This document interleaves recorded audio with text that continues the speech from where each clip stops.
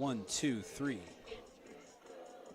It's the Cadets' turn to go on the road, and it should make for some fun viewing. Chris, let's talk a little bit about what we've seen last few weeks from the Cadets, and then maybe we'll talk about the season so far from St. Mary's. Let's start with the Cadets. Well, going back, if any of you caught that game against Raven Gap in Georgia, you had a lot of fireworks going crazy out there. CBC prevailed, and since then, CBC has not allowed a point, shutting out Vianney and St. Louis University High School in their last two games, and they seem to have found some footing defensively after that Raven Gap team, and they're going to be tested here tonight against St. Mary's, who has a very potent offense and a very talented running back in number 22, Kingston Miles. A couple of losses on there, but they have been dominant the last 2 weeks as well, so neither one of these teams has allowed a point in the last 2 weeks. Yeah, something's going to give here in this game. They beat Lutheran St. Charles 44-0 and Althoff Catholic 23-0.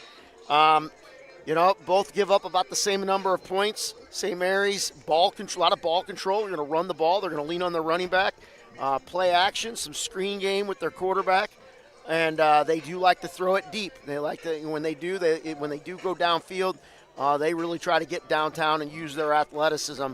CBC has had some issues in the defensive backfield from time to time this year, but seems to have found something the last couple weeks, not giving up a point. We will have Vincent Sargent and Darian Jones back to return for the Cadets as we start this one. Over the PA, they're talking about some of the links between the two schools. We'll talk a little bit. Their positions. Again, Sargent and Jones back for the Cadets. In case you're wondering, it's a cool evening, probably in the 50s if I had to guess. Not highly scientific here. We're just going to say it feels 50s-ish. We've got a still wind, so not a whole lot of breeze blowing either way. So the kicking and passing game should be unaffected by breeze tonight, as the flag is limp over on the flagpole to our right. And I'm happy for that, considering we're outside. We got a great vantage point on top of the press box here at St. Mary's. Got a great view, but it would not be fun if it was rainy or colder or windy. Good thing the forecast improved for us. Opening kickoff, and we are rolling here. This is going to be returned by Jones. Receives it at the 5. He's going to go to his right. He's going to punch through, fights through some initial contact. He is going to get all the way out to the 33, and that is where the Cadets will start. Decent field position for the Cadets getting started here, and we'll get to see Nick McClellan. And it's like something they're maybe they're being a little persnickety about equipment early on in this game. So Vic Williams, an issue with the jersey or the hand warmer, something like that. Yeah. But now we're rolling. 11:52 on the clock. McClellan will take the snap. He's going to hand off to Williams. He's around the corner on the right. We're probably going to get a hold. This will come back. He got all the way out to the 45, but this is going to come back. Much the way the last week's game started. I didn't see the hold. Doesn't mean it didn't happen. We had some struggles with that early in the game last week. As the St. Mary's faithful cheer right at the line of scrimmage, so CBC is going to get backed up 10 yards. So it'll be first and long again. Vic Williams, the back. He's in the backfield directly behind Nick McClellan. You got 3 wide receivers out left. That's Gage, Reed, and Jones. Tight end. Or knock that ball away, or at least create some distraction.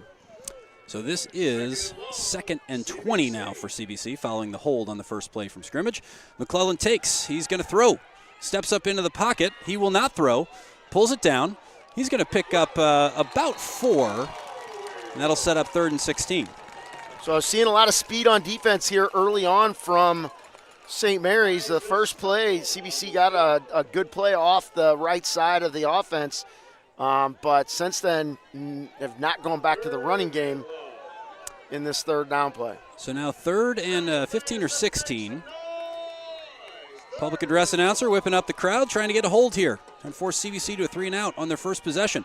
McClellan, let's fly across the middle. He's got Plummer first, one-handed catch. Gosh. Plummer first down at the 38. Folks, you will not see a better catch as he was jockeying. He's down at the 30. What a catch. Pretty impressive throw and catch right there. Nick put it in a great spot. Jake stuck his big paw up there and pulled it in. Well, and used his frame as well because there was a lot of contact. Yeah, there was. I very easily could have been a PI on that play. I was thinking the same thing. McClellan claps once, then gets a sign.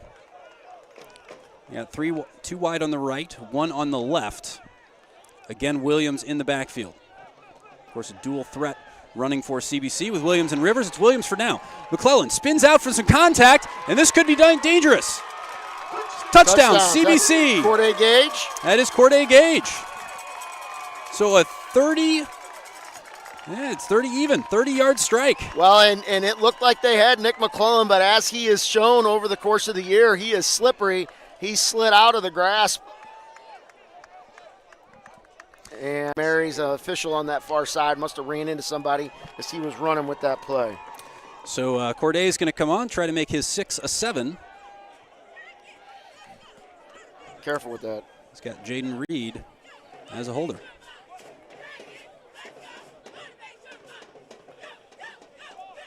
I'm sure the coaches at Fresno State, if they're watching, love to see that catch from Jake Plummer first that set that up.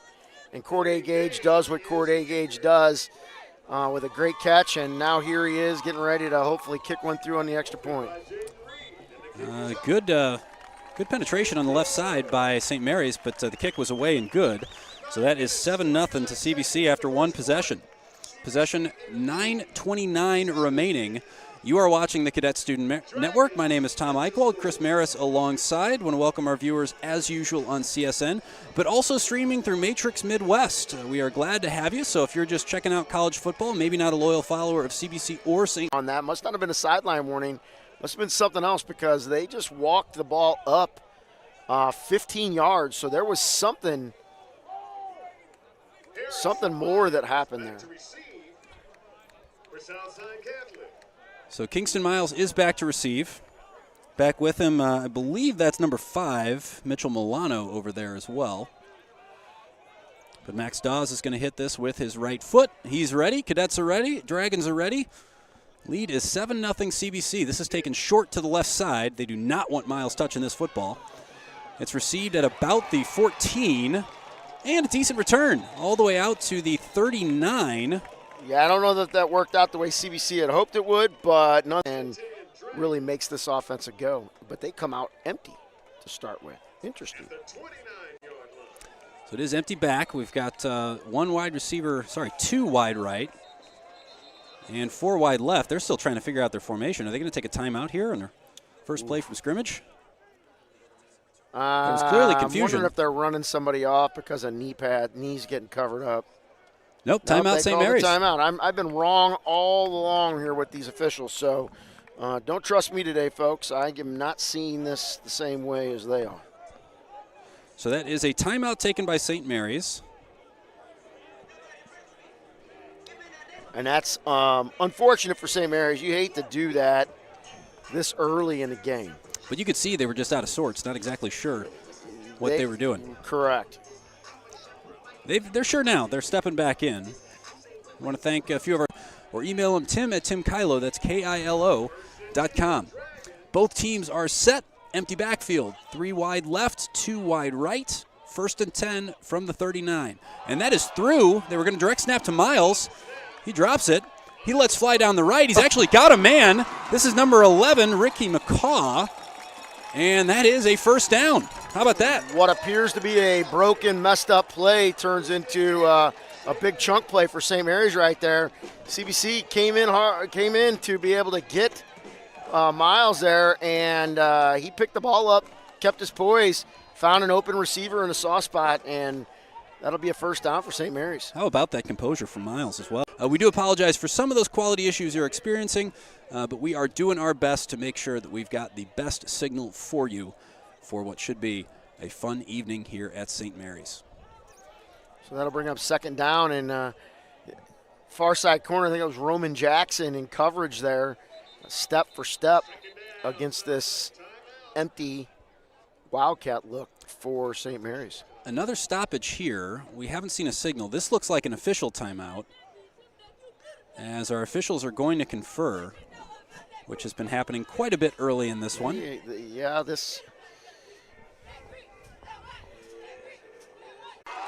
And Collins is brought down inside the St. Mary's 30, so a forced fumble and recovery for Cortland. He stripped the ball from Kingston Miles went the other way with it. He had somebody trailing him right away on that play and was able to bring him down. He couldn't run away from him, but there we see Cortland Collins making another huge play. Talking to Coach Dimovitz, and we talked about how often teams are having to game plan for him specifically because he's so disruptive in everything that he does. Definitely has been one of the standouts so far for CBC, and he's given the offense another chance. They are taking over at the 29 of St. Mary's. Again, we have a stoppage. Jaden Reed throwing his hands up. I don't know what they're resetting the play clock. Oh, they want a 25-second play clock on this instead of 40. And now it's back to 40. Now it's back to 25. And we're ready. So depending on the circumstances, depends on whether you have a 25 or a 40-second play clock. There's a handoff and reverse. Is he going to throw it? Corday Gage with the right. He can kick. He can catch. Can he throw? Oh, what a throw. Wow, no flag on that. And I'm really surprised there's no flag on that. Jaden Reed can't believe it. I mean, he had hands. He was hands in Jaden Reed. He did kind of throw his head back, but he did not. All right. What a valuable player Corday Gage is. There is not much he cannot do. If you're being hypercritical, you say it was a little underthrown a touch, but he was near the corner, so you can't really put much more on it. You just trust Jaden Reed to go up and get that one, and there was a lot of contact, and I'm not sure if that's what they're discussing or if there's something else now that has a stoppage. I don't see our coaches talking anything. I don't know if they're having – I don't know what they're talking to the St. Mary's coach. That is St. Mary's head coach, Raphael Merriweather, getting some sort of explanation from the officials or offering some sort of explanation to the officials. We're not sure which way that's going. 7:34 remaining in the first quarter. You are watching the Cadet Student Network through CSN and also through Matrix Midwest. And a lot of stoppages here as we struggle to get into a rhythm. If you're just getting home from work and trying to catch up on what you might have missed as you're just tuning in, Cadets started with the first possession of the game. That resulted in a 30-yard touchdown catch. It was Corday Gage from Jeremiah McClellan. Gage converted the extra point on that, made it 7-0. St. Mary's then started on their 39. That was stripped by Cortland Collins. It was Kingston Miles who ran around the right. Cortland Collins just ripped it right out of his hands and returned it down to the 29, and that is where the Cadets stand here at 2nd and 10. So CBC decided to take a shot on that after that turnover, which so many teams try to do early after a turnover. Change it back now as Courtney Rivers checks in. He is directly behind Nick McClellan, who has the snap. And flags come in. Defensive, the FAR official put his hands on his hips. That's usually encroachment by the defense. So that is going to be the call. And the Cadets will get some free yards here. So it'll be 2nd and 5. With 7.5 remaining in the first quarter. The game struggling to find a little bit of rhythm, but the Cadets looking to convert on a second straight drive. Ball is at the 24. McClellan pulls it down. He's looking for Reed. More contact. He catches it, and he's going to get in the end zone. No, they're going to call him down at the 1. He's calling him out.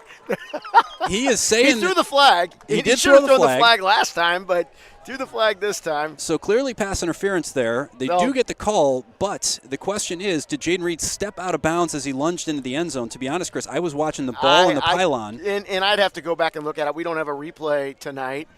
But, yeah, you're going to decline that, take the ball on the 1-yard line. So great catch by Jaden Reed. We've seen 2 amazing catches early in this game, in the passing game by the Cadets. Jaden Reed still pleading his case.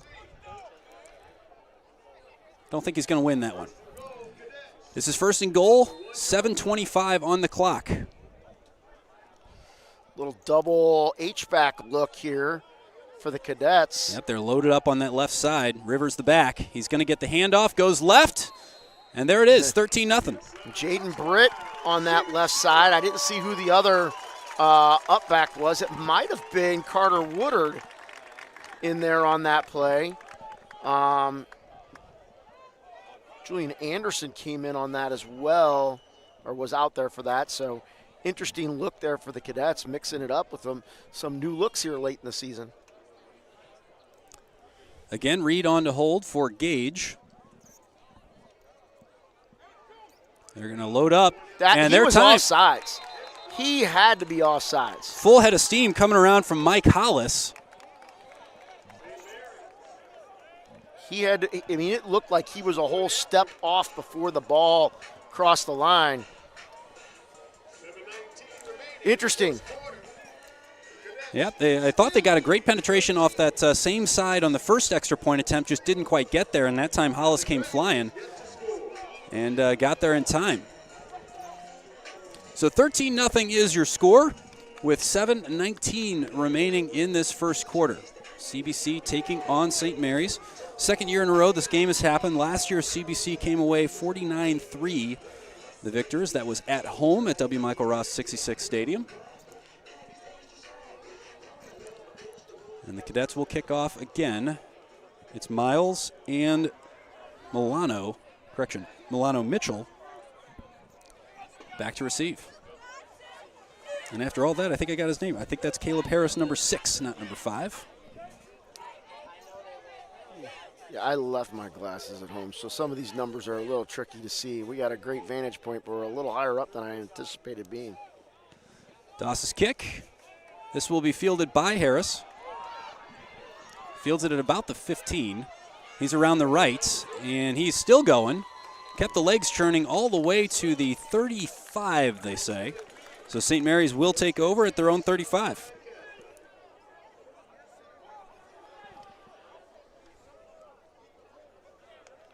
So CBC's defense back out there. We'll be interested to see what the Cadets do here defensively, and also what St. Mary's decides to do. I mean, they came out a little bit differently than what I saw last week against Althoff. So this time Miles is going to be out wide, so we're going to get our first look at the regular quarterback. That is Riley Smith.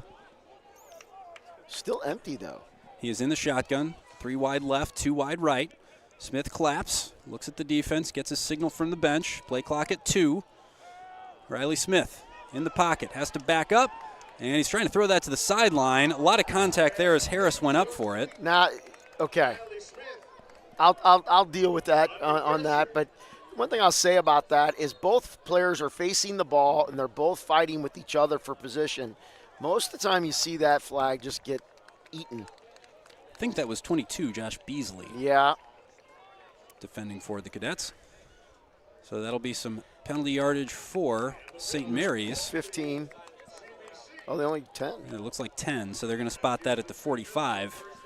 Keep updating these rules, and I'm not keeping up with it in my old age.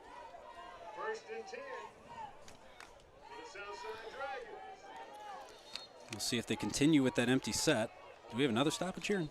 We do. We have another official timeout.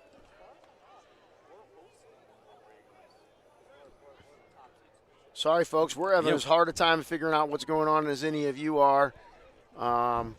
This official crew seems to have a lot to say and a lot of influence on what's happening early on. The penalties haven't been terrible, but just a lot of like little nuanced stuff going on that we are not aware of. And the fans of the fast first quarter are getting frustrated at home. I don't know if this is a play clock issue or what. I know it's been the White Hat has dealt with that a couple of times now with the play clock. And now is he going to whistle it again while he goes over and talks to the St. Mary's bench? I'm not sure exactly what's happening here. Something is getting sorted out. Play clock continues. And we are waiting for, they're going to let the play clock run out and then reset, I think. I don't know if they think it should be a 40 instead of a 25. Again, we are just as. Now I see their Gators going over to the play clock. Must be some. I wonder if they're having a little bit of a.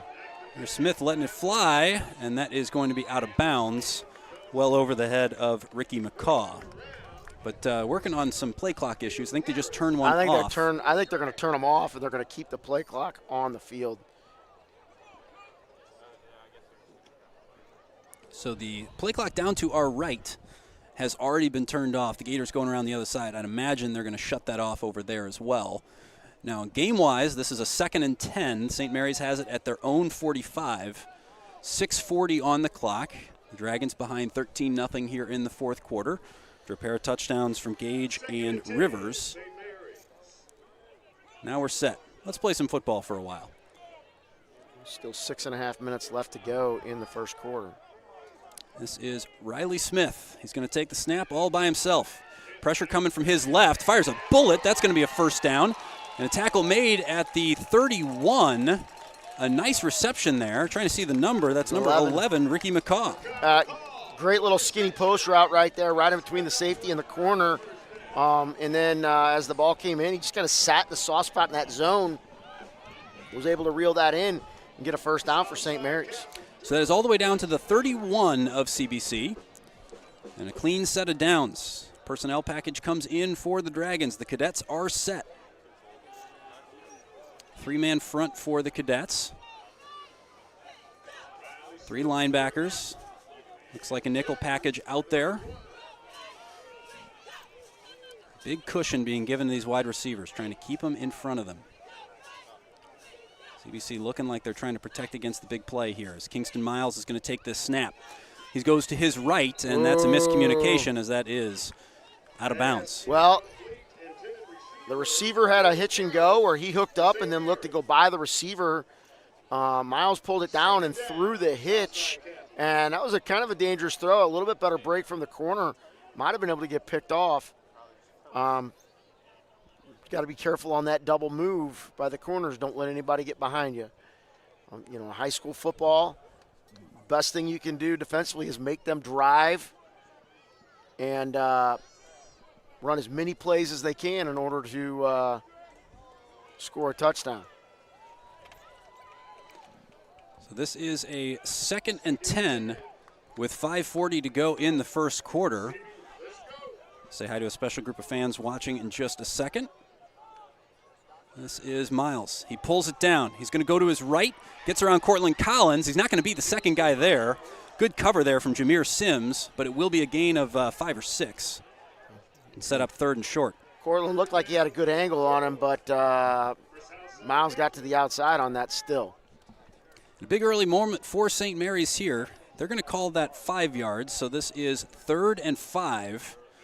CBC has scored on their first 2 possessions. Really like to punch one here and not let CBC get another one on you. So early gut check for the Dragons. I think this will be 2-down territory for them as well. Miles, direct snap to his left. He's still running. Good blocking ahead of him. We got a flag down as he gets to the 20. That would be enough for a first down, but we do see flags on the field. Not sure if it was Magruder or Rayshawn Smith, Dorian Magruder or Rayshawn Smith. They were working to the outside, and they got their hand behind the back, shoulder pad pulled inside, and that's a huge penalty on St. Mary's. So that's going to come back for the Dragons. Chris, I want to say hi to the CBC Kairos Retreat. They are out at LaSalle Retreat Center, and they are watching. That's very good. Well, a bunch of those guys I've got in class were out of the building today, and wish them a great retreat. Kairos is a wonderful program, and hopefully they're getting a lot out of that. Yes, it is. That is out at LaSalle Retreat Center. Such a great home for a common LaSallian heritage, and actually a heritage we share with St. Mary's Southside. More on that in a little bit. But hello to the fellas at Kairos. We hope you're having a great retreat, and we look forward to seeing you back on campus tomorrow afternoon. Smith takes the snap. He's looking long. This could be intercepted. It is. The Cadets come down with this. It's Corday Gage. No, it's 22, not 12. That's Josh Beasley. Josh Beasley. So Beasley comes down with it, and the Cadets will take over at their own 1 or 2.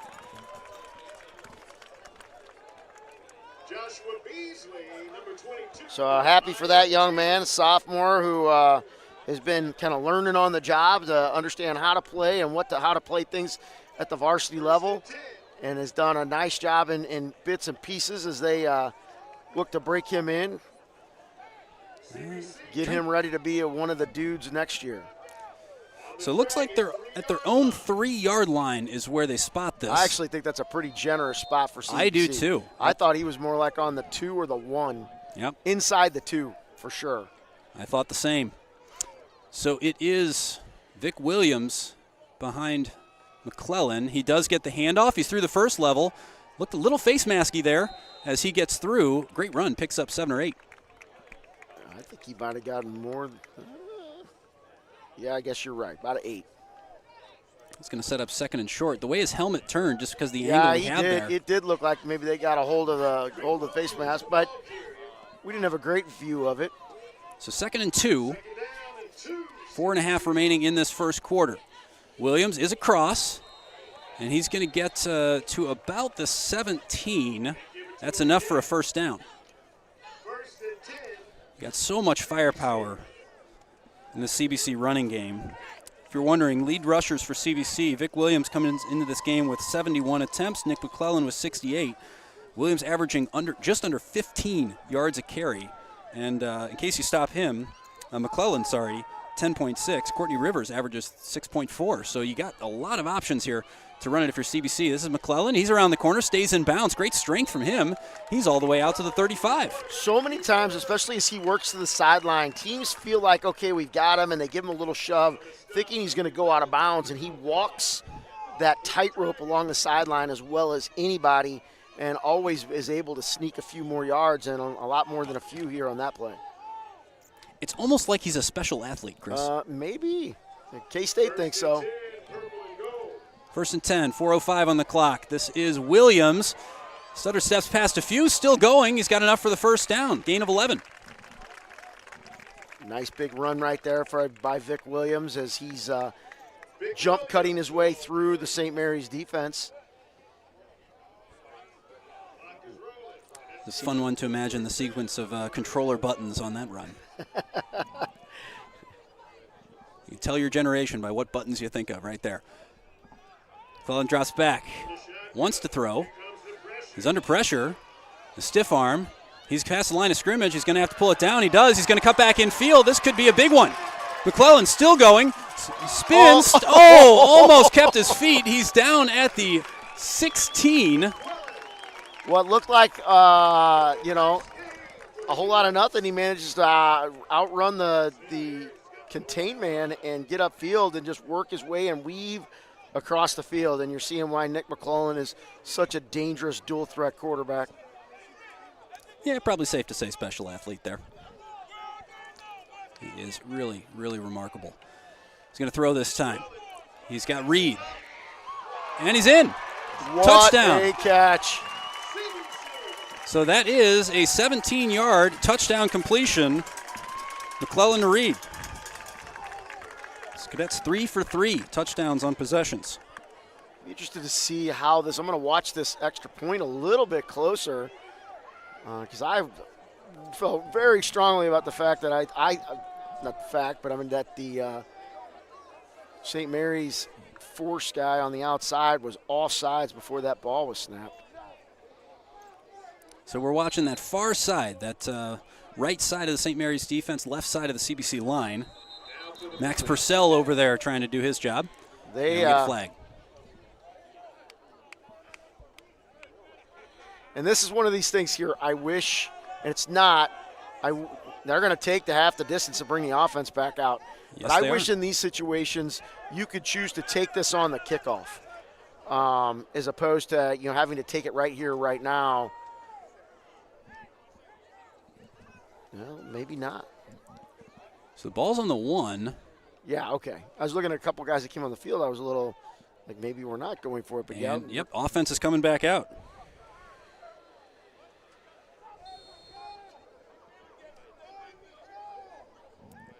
So going to go for 2 points here after taking half the distance. Courtney Rivers to the left of McClellan. They got the spread. 2 wide left, 1 right. Reed's going to go in motion as he moves inside. They're trying to work Reed out, and there he is. They did. Brought him inside on the motion. They ran, I think that was Darian Jones over the top of him, just drew that corner. And Reed in all kinds of space there right on the goal line. 2-point conversion is good. CBC gets back on schedule. And here, as you're late in the season and you're trying to get yourselves ready for a playoff run, not a bad idea to take a shot with a nice lead on a 2-point conversion because you never know when you're going to need one down the road. figure out what works and what doesn't, and you have the opportunity right there. And CBC gets back to 21-0 lead. Most importantly, Chris, all those purists who want scores to be even multiples of 3 and 7 are pleased. It looks a lot better. 13-0. I don't particularly care one way or the other, but it looks a lot better. Order restored on that scoreboard. 21-0 CBC. 3 possessions, 3 touchdowns. This is Max Dawes. He's got the big leg for the Cadets. He is going to drive this. That has a chance of going out of bounds. Instead, Harris is going to pull that in. Received it about his own 5. He got hammered pretty good right at the 20-yard line. So that's as good as a touchback right there. And St. Mary's has moved the ball in a couple of spots, but shot themselves in the foot a little bit with some penalties and some unfortunate play. They have. First possession ended in a fumble recovery. Second possession ended in an interception. So this is their 3rd possession of the game. I am a little surprised that we haven't just seen a steady dose of Kingston Miles. Just line up, look to eat some clock, run your horse. I mean, you know, he has got 151 carries on the year. That's twice what Vic Williams has. They might have heard you, Chris. This is Miles, Wildcat. He's all alone in the backfield. He's going to receive it. Comes inside the tackle right, and he's stopped just past the line of scrimmage for minimal gain. Good tackle there. Looked like 7 and 63. So that's Rayshawn Smith and Cole Rivers. A shout out to our counterpart, Randy Molman. I think he's probably listening to the game either up in Columbia or on his way, as he's got Mizzou duties tonight for a basketball scrimmage this evening. He's a celebrity up there, Randy Molman, the PA voice of the Missouri Tigers. You hear him on CSN, Matrix Midwest. You also hear him chanting MIZ on Saturdays. What a season that has been so far. It's so far so good for those guys, but tough one tomorrow. Yep. Riley Smith looking to his right side. It's overcooked for Harris. That'll bring up 3rd and 9. And CBC's got St. Mary's a little flustered. They're not used to being this bottled up this early. There's 2:16 remaining in this first quarter. It's a quarter that's seen a lot of stoppages, official timeouts, a few penalties, 1 timeout taken so far in the half that was taken by St. Mary's. So they still have 2. The Cadets still have all 3 of theirs. And 3rd and 9. It's going to be Smith. Kingston Miles not far from him, though. You wonder if they're trying to get him the ball as quickly as possible. Maybe try to get him out in space. Yeah, I would definitely be looking to do that. Said Smith is back. They ran a screen. It looked like they let the CBC front guys go, like they were looking to set up a middle screen, and I think the linebacker sat on it, and there was nothing there. With the way CBC was lined up deep, and you've got Kingston Miles, I would have looked to maybe go to a little bubble screen or just get him the ball with a couple of guys in front of him and try to make something happen. That was Quentin Porter chasing Smith out of the pocket. Caused him to throw it out of bounds. This is 4th and 9. This is going to bring on the punt team, I would have to imagine. And punting duties tonight, Mike Hollis. Defensive back and punter.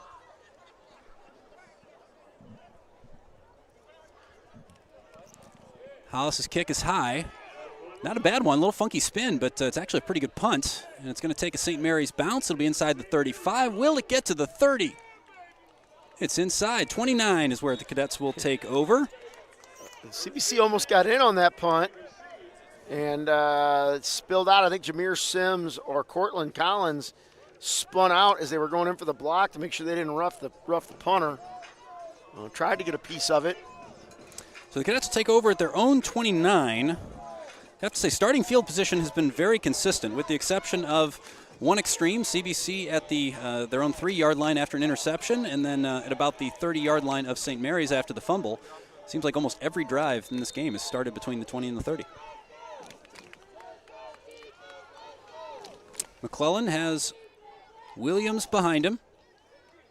Pulls it down. He's got time. Great blocking there. And now he's got Reed. Reed has it. It's going to be a short gain. Actually, decent gain. They're going to give him, the official on the far side was trying to give him 8. Well, didn't look that long. I think they're going to give him 6. Still a little hitch. Yep. They'll take 6 yards on first down, I believe, every time. Yes, sir. Sets up 2nd and 4. Cadets looking to move quickly. 1:48 remaining on the clock. He did get out of bounds, which stopped the clock. Handoff.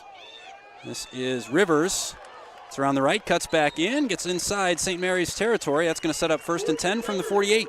We saw that play to begin the game. There was a hold called on it, but that time Rivers was able to get to the perimeter. Everybody kept their hands clean, and CBC got a first down. Nice play.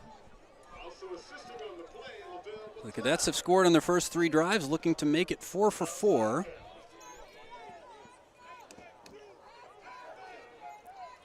McClellan is going to take this snap. He's got Williams in the flat on the left side. Instead, he looks across the middle. Retreating was Corday Gage. Shakes off a tackler. He's in space. Great job of blocking, and he could go. Corday Gage in the corner. Touchdown. That is a 49-yard touchdown completion to Corday Gage, his 2nd touchdown of the game. Nick McClellan threaded that ball right between 2 defenders that were collapsing on Gage. And then as they came through, Corday gave up some ground and just worked his way back across the field. Got a full head of steam going, got a block out in front of him, I think by Jaden Reed, and just got just inside the pylon. Great catch and run. Perfect throw by Nick McClellan. That throw is a little left or right and it's probably getting knocked down or picked off. I was a little nervous when he threw it, to be honest. There was a lot of traffic in there, but instead he finds Corday Gage, and the extra point is good. That makes it 28-0. And I don't know that anybody had this on their bingo card as we were coming down to St. Mary's. I know as I talked to 2 of the defensive coaches this week, defensive coordinator Butch Dimovitz and linebackers coach John Diffley, they had great concern for what this St. Mary's offense could do. And obviously they still can, but early on in this game, CBC basically came to play. And that's good to see because you're at the end of the season. I know a lot of these guys have probably got their eyes set on the playoffs and what's coming next. Almost 100% they'll have a bye next week, and they'll just be waiting to see who they play. So all that happened with 1:25 remaining in this first quarter. I was about to say first half, but we are still in the first quarter. It's been a long quarter for all of us, but especially long for the Dragons. Haven't had a whole lot go their way. And that turnaround as Harris fields this kick at the 2. Good speed. And he's out to about the 36, where St. Mary's will take over.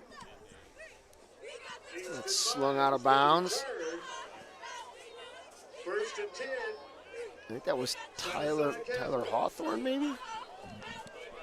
No, 21. That is Cameron Terrell. Cameron Terrell. Having struggles picking up the numbers. He came off the sideline.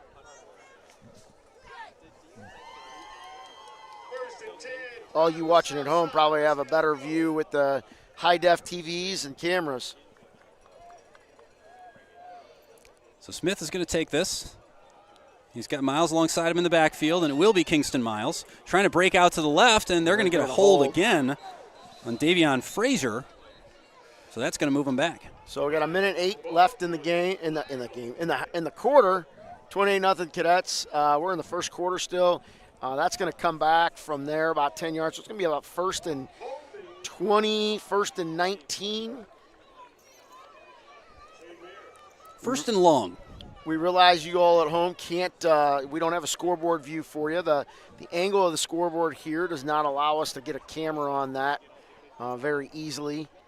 So we'll try to do a little bit better job getting the time and the down and distance and stuff like that out to you as best we can. So we're going to call this 1st and 19, I believe it is, with 1:08 remaining in the quarter. And they're not putting anything on the scoreboard for the down and distance anyway. Nope. We're on our own, Chris. Like, we just going to have to figure it out here. We got the time. That's about it. We're doing live math on the air, counting those hash marks. What could go wrong? Smith is going to take this. He's going to fire it all the way out to the right side where Harris is waiting, and a good initial tackle by Beasley. Got there in a hurry. That's a long throw to the wide side of the field playing a fast team in CBC. Trying to run a little screen pass out there, and Josh Beasley had a full head of steam. Got to see that ball coming for a long time as it went out there. Just a lot of high school quarterbacks just don't have the arm to get it out there that fast enough in order to get him to be able to get moving with a head of steam. You don't mind a guy being one-on-one with a guy, but you want him to have some time to, be able to put a move on and try to make a guy miss. That was a loss of 2, it looks like. So this is a 2nd and 22. 21. Signals coming in. Again, we don't have a play clock either. The officials are keeping that on the field. Smith takes it. Drops. Oh, did Cortland Collins get a hand on that ball? Looked like he did. He was close. Definitely had a shot at it. Deflected that ball and on that skinny post, and that was one that they had a little bit of success on earlier in the game as CBC brings in its pass rush package with Jake Plummer first, among others, coming on the field to be able to give them a pass rush. Well, I don't think you celebrate almost tipping the ball. So I'm willing to say that Collins got a fingertip on that, just enough to alter the flight of the ball. And sometimes it's just you can barely brush the ball, and you change the rotation of it. It makes a huge difference. This will probably be the last play of the first quarter, and that's going to be incomplete. And because I said that, the clock will stop. That's the way it works with 2 seconds. So this will be the last play in the quarter. Well, and this will more than likely be a punt for St. Mary's. It's 4th and 20. If you were ever going to punt, that would probably be the down and distance where you do it. Theoretically, of course. Right, not to get too far ahead of ourselves, but you're more than likely with a win tonight, CBC will keep the number 1 seed in the district. There's a little bit of extra variable going on there because Lafayette is in our district, is also undefeated. So we're ahead of them right now. You would expect with this, if we continue to hold this, that would keep us the 1 seed, and then we would likely play the winner of the Marquette to Smet game. That is the buzzer. Reed has to backtrack to field this. He does. Really a bold catch from Reed, and he's going to get rewarded for it as he gets all the way to the 50 before being forced out of bounds by Antonio Wilson. So the Cadets will flip sides. The ball will stay at the 50-yard line. And we go in the other direction. They will. I don't think they even have to spin the ball around. It points both ways. That's very convenient. Tom Eichwald, Chris Maris on the Cadet Student Network and Matrix Midwest, bringing you CBC versus St. Mary's. After the end for the first quarter, it is 28-0 CBC. We want to thank our sponsors, as always, who make this broadcast possible. We mentioned Tim Kylo. We also want to thank Athletic Republic. CBC grad Charlie McDaniel from the class of 1996 would love to help you get in shape. Maybe you got a son or daughter gearing up for a winter or spring sport. Maybe you are looking to get in shape. That is a great reason to reach out to Charlie. You can go online at athleticrepublicstl.com, or you can call Charlie directly at 314-432-6103. That is Athletic Republic, if you are looking for athletic training. And if you're worried about getting hurt doing that, you've already got insurance with Tim Kylo, so you're all set. But thank you to our sponsors. We could not do this without them. And I look down on the sideline, and I see some of the walking wounded, Caleb Pete, Jaleel Walker, Arness Webb, some of the guys that are either on crutches or just not dressed out for a variety of reasons, injury-wise. So we start this quarter with Vic Williams and a first down. Picks up about 13 or 14, and that will move the chains on the first play from scrimmage of the drive. Nice run right there on first down by Vic. Got out to the outside on that stretch play and looked like he was going to come underneath. Saw the blocking change a little bit, jump cut to the outside, and was able to get to a first down. Clean set of downs. For those wondering, at the start of this second quarter, the Cadets have all 3 timeouts left. St. Mary's did use one on their first play, so they are down to 2. Handoff, Williams. Turf Monster gets him. as my good friend whose birthday it is today, Jim Gertis Jr. would say, tackle St. John Baptist de La Salle right there. You know, you got to get tackled by the turf monster. Somebody got you, but number 1850, we would always say that when kid would go down and practice. It's like, oh, tackled by number 1850, St. John Baptist de La Salle. Yeah, I know he's here tonight. Yeah, so he's probably telling somebody that in the stands. He's here with his wife and his son celebrating his birthday. Yeah, they might be getting that explanation of the tackler. Williams, chance to redeem himself. Bounce out right, and he is going to pick up almost a first down. They're going to give him 7 or 8. After a loss of 2, he's going to get about 10 because he's going to be about 9 or 10 on that. He's going to be, looks like 3 yards short of the first down right there. So 9. So 3rd and short situation for the Cadets. Williams still the back. You got the tight end on the left side, 2 wide receivers out there, 1 on the right. Handoff, Williams, spin at the line of scrimmage, disengages, bounces out, and a good tackle. No, almost a good tackle made. And there's a flag out here, I think, right at the 20-yard line. I'm wondering if they'll get CBC with a hold. It was Arian Wilson, number 20, who wrapped him up, held on just long enough. But he kept bouncing off the people like they couldn't get a hold of him. Yeah, they got a hold on CBC.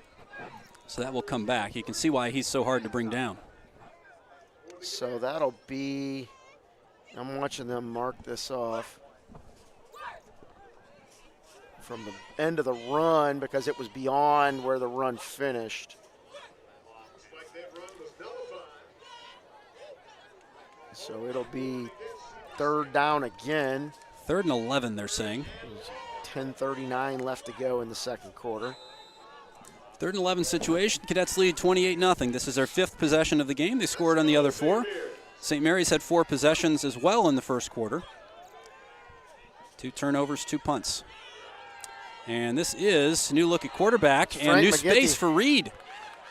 So McGinty is in, finds Jaden Reed, who picks up the first down plus about 5 bonus yards, and we get a late flag over there on the sideline. Wonder what that's all about.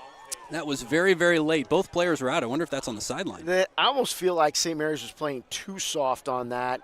They were able to get the ball out quick to Jay Reed, and he had just a lot of room to run up the sideline before they could corral him. This is 10:21 remaining in the second quarter. The Cadets did receive the opening kickoff as possession was deferred by St. Mary's, so the Dragons will start the second half. Long way to go before we get there, though. And that is going to be against the sideline. Now we got the sideline warning. So I think they are moving the sideline back a little bit. Oh, and that's actually sideline penalty. So that might, okay. First Normally one you get a warning. Well, is that where he got to, though? Is where the ball's being spotted, is that where he got to? No, I don't think he got that far. So they got. Yep. Yeah, that is going to be. It'll be 1st and 10 from what, 17? I think 18 maybe. Yeah, far sideline. I was waiting, trying to jump that before the box got down. Darian Jones in motion, all the way out to the right side. McGinty looks left, rolls right. He's going to pull it down. Thought about the first down, but he'll step out at about the 12. Didn't like the one-on-one with Ricky McCaw. Well, here's the deal. Frank's more of that true traditional quarterback.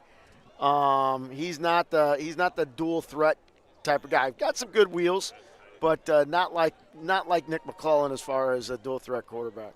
So that's going to set up a 2nd and 4. Second down and 4. Always nice when the PA guy validates your guess of the number. And here is Rivers around the left. He's got space. We got a flag down. This will not be a touchdown. It's going to come back. Yes, it will. A hold over here on this left side, and the Cadets will be backed up. That was a 2nd and short run. I'm trying to get the receiver down here. Can't see his number. But Cadets kind of getting in their own way. Was that Rivers over here on the near side as well? It might have been. No. Trying to see who they got. Well, we'll see. It's not, it doesn't matter terribly much who who held there, but it'll be 2nd and 8 based on where the hold happened. Let's go, St. Mary's. So McGinty has Rivers behind him. He is going to hand it off to Courtney. He had the option, handed it off. Courtney to the right, skips past 2, and he's in again. Got it on the 2nd try. Yes, he did. That is a 16-yard touchdown run by Courtney Rivers, his 2nd of the game as well. Nice little inside counter play right there by the Cadets. They went with their double wing, which is kind of a double tight look, but they walk the outside tight ends off and bring the receivers up. Gage on to attempt the extra point as the Cadets score on their 5th straight possession to start this game. You're going to see this pressure come off the near side. You get a great look at it here. Oh, and we get a flag. I think Quinn Porter moved before he got into the neutral zone. I think it's 51. Is that Quinn or is that?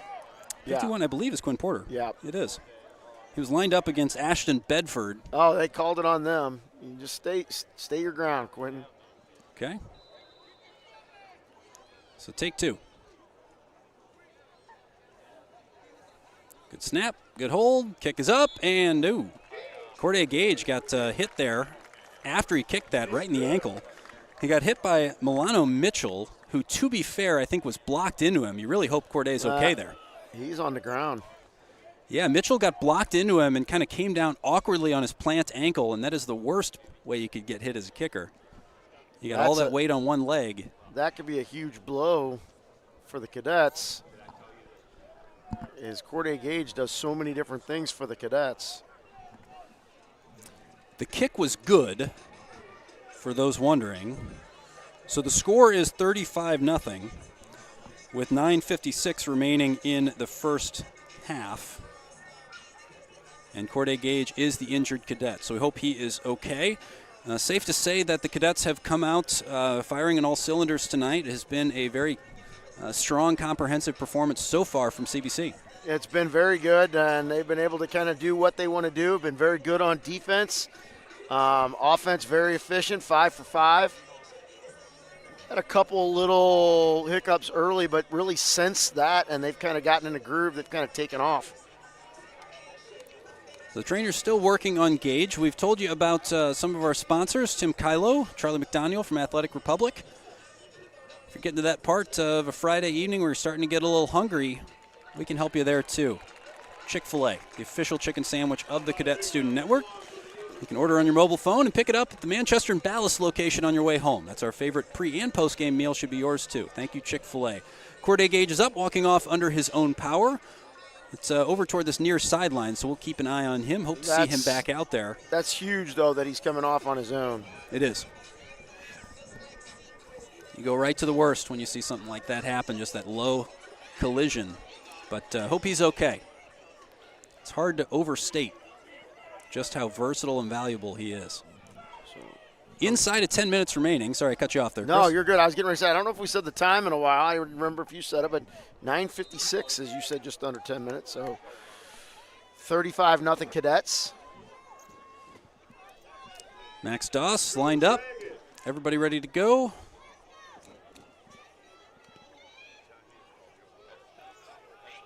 This is fielded by Harris at his own 6-yard line.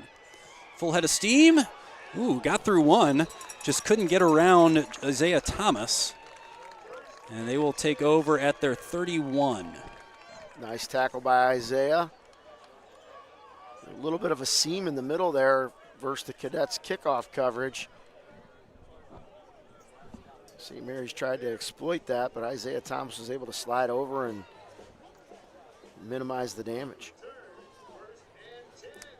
Oh, looks like we're getting touchdown reaction videos from Kairos as well. Love it. Love that they're watching this at Kairos. I know they got a program to get through, but love to see all those guys enjoying the game. Yes, they are.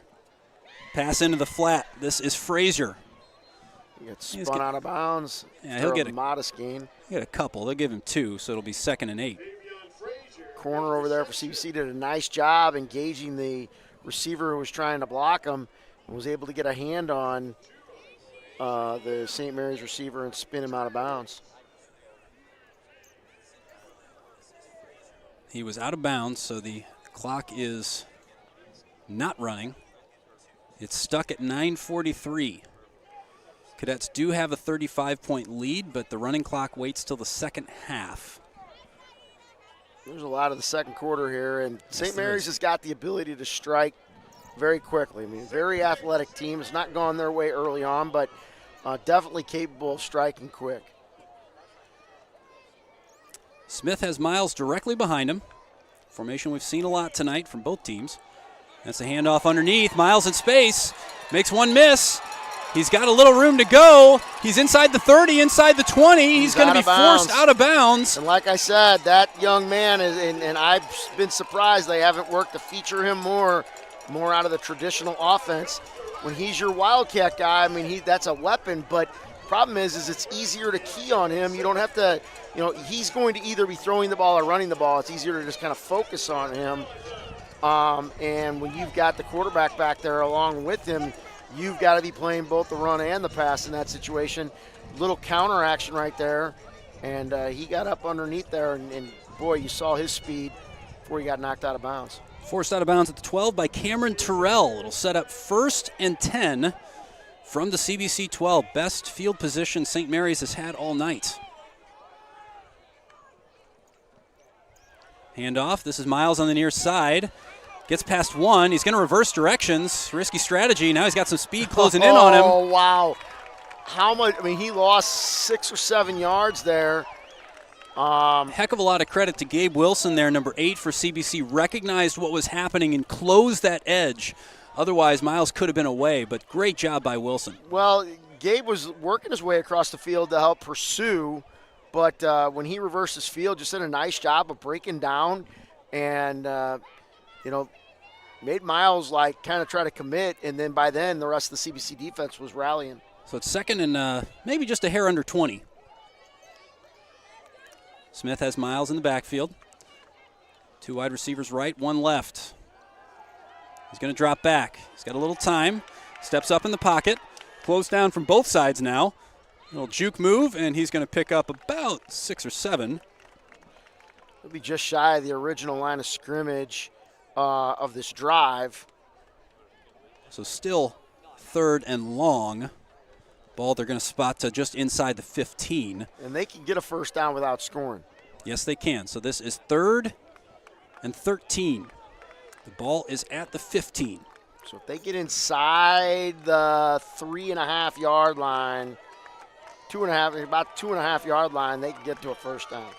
8:03 on the clock. It is running. Crowd back in it. Haven't heard the crowd in this game in a while. St. Mary's crowd directly below us. Will and their team to finally get on the board. Is over on the far side. That's Harris again. And he's forced out of bounds immediately. And the Cadets, they're calling him inbounds, the way the official wound the clock. So 4th and long. Roman Jackson with the tackle over there. On the short pass, CBC just got up very quickly, rallied, and made the tackle. They're going to go for a field goal here. So on to attempt this one is number 25. That is Patrick McDaniel. The lefty. The lefty kicker. I didn't notice that when he kicked off earlier in the game. Can't say I did either. So he's going to kick this from just inside the 20. And that is low and right. No good. CBC continues to hold their scoreless streak. Going on now 9 in their 10th quarter without giving up a point. And that one, pretty dicey right there for the Cadets. So CBC is going to have this at their own 20-yard line. This is the 11th total possession for the game. This will be the Cadets' 6th possession. They have scored on the previous 5. St. Mary's 0 for 5. Nick McClellan back in the game at quarterback. And Vic Williams back in as well.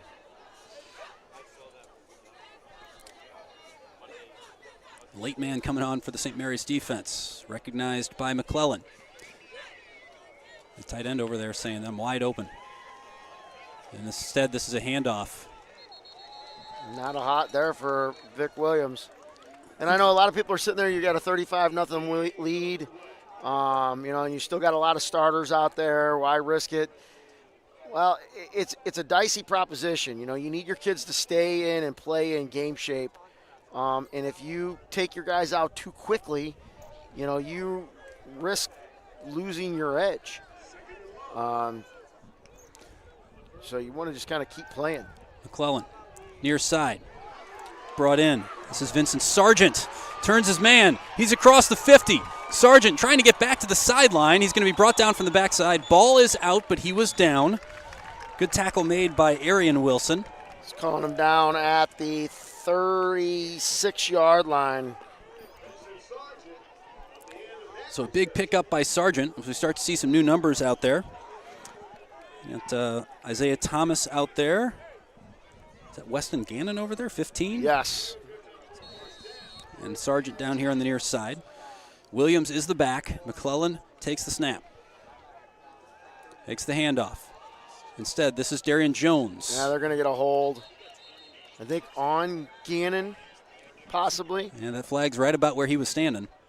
CBC was wanting to go very fast, and the chain gang for St. Mary's was taking their time, so they were not going to rush down there, and you can't start until at least the box, the down marker, is in play. So CBC is going to back up here with 6:05 left to go in the second quarter. There's the official signal there as the Cadets have to back up and set up a long yardage situation, which the Cadets have dealt with adeptly so far. CBC brings in two tight ends there, Max Purcell and Jake Plummer first.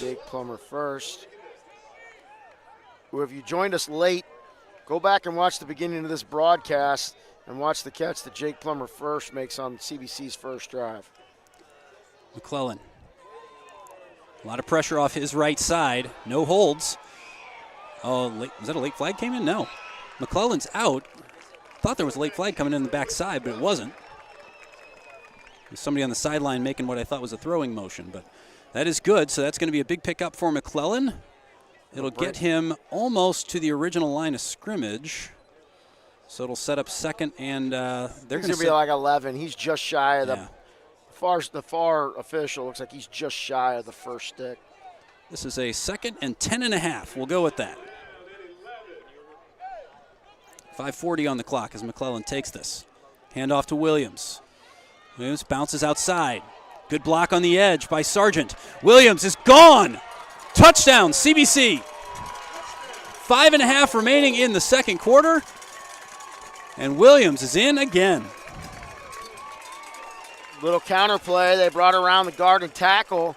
And as he looked to pop it in and follow Gavin Dobby up into the hole, it kind of closed down. He bounced the outside, and it's what athleticism can do for you. As he worked his way to the outside, got a couple of nice blocks from his wide receiver, and then you got to see Vic Williams' speed on display there. That is a 37-yard touchdown run by Vic Williams. Weston Gannon on to attempt this extra points, and again we see a flag, offsides on the defense. CBC definitely modulating their snap count on the extra points now in order to prevent what happened on, I think, their second extra point. Second attempt. Snap good. Everything looks legit. And Gannon puts it through. That one almost went over that backup net, too. That would have been a rough one for the ball boys. I don't know you're getting that one back. I don't know what's on the other side of that, though, either. But so extra point is good with 5:29 remaining in the first half. The Cadets lead 42-0. If you were looking to tune up heading into the postseason, you have to say you're feeling pretty good if you are the Cadets right now. If you're St. Mary's, you've had a pretty good season so far, 6-2. This is a shock to the system, you'd have to say. But I think you have to start looking for the games within the game and start looking to say, okay, where can we start making some progress? Where can we start build some confidence of things we are doing well? Because it just hasn't really happened for them tonight. No, and, they're a Class 4 team, so they are a smaller classification team. CBC's Class 6. and they're going to be like looking at their district and trying to figure some things out. They should be in the top half of their district, so they'll get a home game next week. Their district is pretty full. I don't think they had a chance to get up into the top seed. There was 4 teams kind of packed in there points-wise. That's received at the 4. Harris, Oh. big block. Oh. Harris back to the right. Misses 1, misses 2, and he's going to get to the 47 before he's brought down. Great return by Caleb Harris. One of the cadets running down there got just hit, and it's whoever that is over here on the sideline. He should have just stayed down on the field. Might have been Cameron Terrell. I'm not sure. But then Max Dawes helping get that tackle out of bounds over here to. By my math, that is a 39-yard return. They've had a couple of decent returns and then a couple of scary-looking ones as we go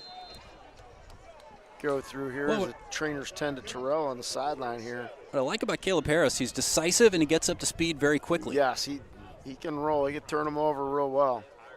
He's not bouncing around looking for an opening. He decides and he goes.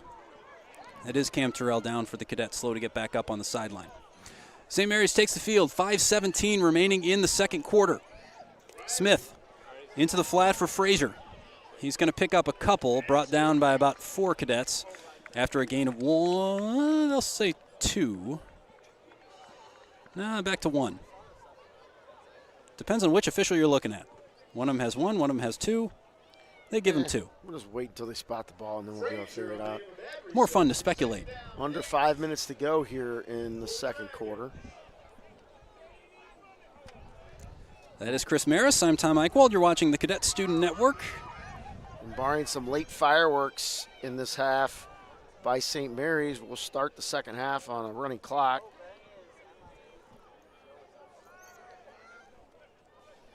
We don't have a play clock. It's being kept down on the field. St. Mary's making sure they're set. This is 2nd and 8. Smith. Great catch. That's brought down by Frazier. Just dropped a dime right in between 3 CBC defensive backs. Kind of found that soft spot in that zone. That's down to the 23. And are they bringing this ball back? Or is there a problem with the ball? They're trying to see. There was a flag back here at the 47. And calling a hold on CBC. That'll be declined, so that will be the first down. And again, great field position by St. Mary's. The last 2 drives, St. Mary's has had some explosive plays to get them into the red zone. Not quite technically into the red zone here, but very close. Yes, this is down at the 23 where they will have 1st and 10. 4:14 on the clock. It is running, though, so this play is probably going to happen with, I don't know, a little less than 4 on the clock when they snap this. Now you got me looking.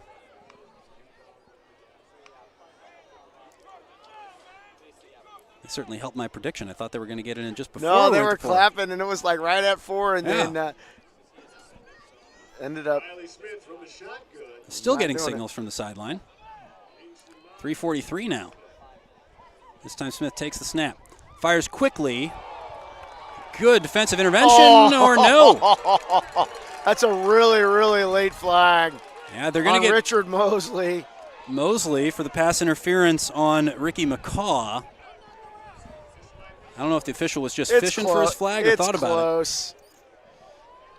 And here's where things get a little dicey. And I've noticed this with the play clock as I've done a little bit of mental math with how long from the ball being spotted to them snapping.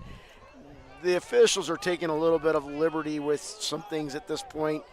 And they can't help it. You know, human nature, they don't want this to get any more out of hand than it already is. But well, and to be fair, and for the viewers who may be joining us, there were issues with the play clocks at either end of the field, so the only official play clock is being kept by the officials. So it's a little bit tricky for us to tell, and also probably for the players who are used to having that number right in front of them. 3:37 remaining in the quarter. Smith takes the snap, whistles and flags abound. CBC pointing out that is a penalty on St. Mary's. Yeah, false start. Yep. So they'll be backed up. Still 3:34 on the clock. And, second straight possession that St. Mary's has gotten inside the 15-yard line. And last time, St. Mary's went backwards, attempted a field goal that was not good. And then CBC marched right down the field.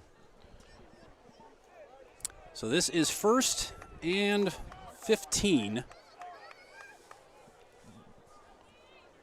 The danger man, Kingston Miles, is in the backfield. He goes out left. Smith is looking vertically instead. And you can see the idea. He was looking for Fraser right on the sideline. That ball was put on a dime right on the line. I mean, it was right there, and he almost ducked underneath the two defenders. The defenders kind of gave up on it, thinking it was going out of bounds. And he almost ducked in and brought that in. I think somebody just got paged from the press box, said either come out or you're going to walk home. 2nd and 15. 3:27 remaining in this first half. Cadets lead 42-0. Let's go, St. Mary's. CBC showing pressure off their left side. They do come on the blitz. That's a flick to Kingston Miles, that is. And he is going to be brought down after a gain of about 3 or 4. Well, and a little screen pass, middle screen, and it looked like CBC had it sniffed out quickly. Ultimately did, but then after a couple of guys didn't make that initial tackle, I thought that Miles might have something there, but ultimately CBC rallied and made the tackle and make it for about a gain of a yard. Yeah, so this looks like 3rd and 13. That's our guesswork. We're not seeing it on the board to our left. Clock below 3 minutes now. That's the St. Mary's crowd you're hearing. Trying to get on the board before the end of this first half. They got 2:39 to do it. This is Smith. To his right. He's under pressure. He's being closed down. There's a flag behind him. Yeah, there was a hold. So this is going to come back even further.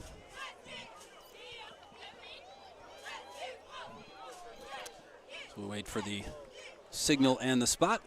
Cadet fans, are you protected? Call State Farm agent and CBC alum Tim Kylo for all your insurance needs. Tim's the best insurance guy in town.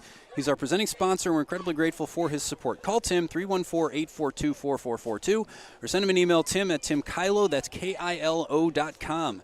He has helped members of our CBC community save thousands over the years, and he wants to help you save money as well. So if you are looking to insure some insurable thing, whether that's a home, a car, a boat, life, anything, he would love to help you. Tim Kylo, 314-842-4442. This is 3rd and we got about 22, 23, something like that. Yeah, long way. It's a pretty good distance. So right towards the end of the second quarter. Yep, 2.5 remaining on the clock. Smith takes a snap. And he's looking to his left. Again, trying to float that one. There's another flag. Double move. A little too handsy. There's got to be a little gray area there, though, because if the offensive receiver is fighting with his hands, is the defensive back just supposed to let him spin you around and, make you dizzy and then go downfield? That's Josh Beasley over there who is flagged. A little hand fighting there that didn't go Josh's way. A game across the state. This is our MCC rival who we beat last week. St. Louis U High is losing to Rockhurst High School 28-7 at halftime.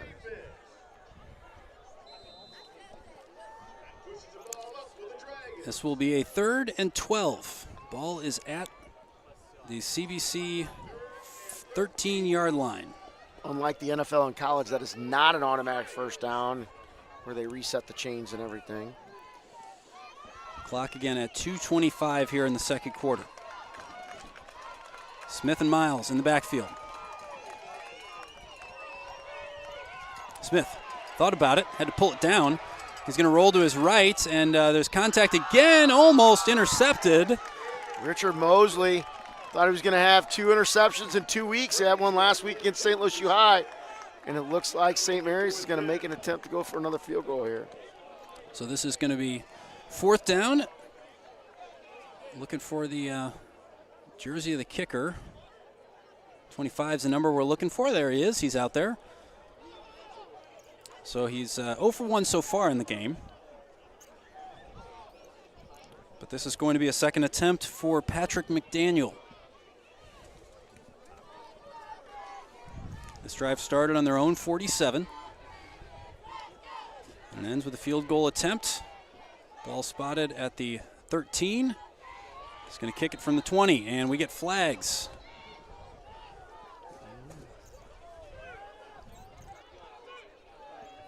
False start.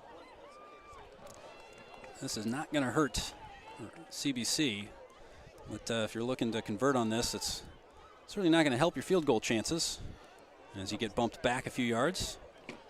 Got to give a shout out to our guy Mike Bartoni. He's hanging back at CBC preparing a nice meal for the coaches when they get back tonight.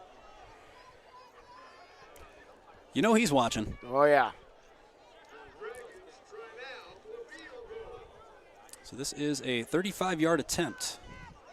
Cadets rush right down the middle. They got us this time on the encroachment. Yeah, just got the count a little wrong there, Chris. So they're right back where they started from. Just making sure we get our money's worth here in the first half. Chaminade up on Hickman 7-0.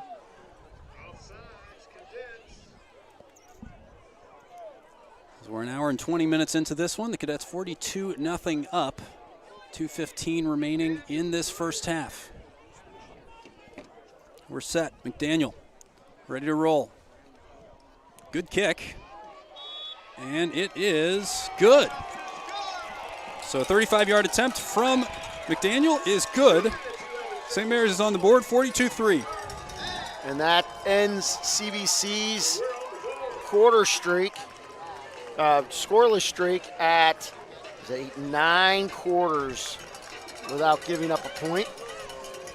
Took a field goal there from St. Mary's to get it done, and I can tell you that wasn't going to make it from 5 yards further back. So ultimately the penalty impacted that a little bit.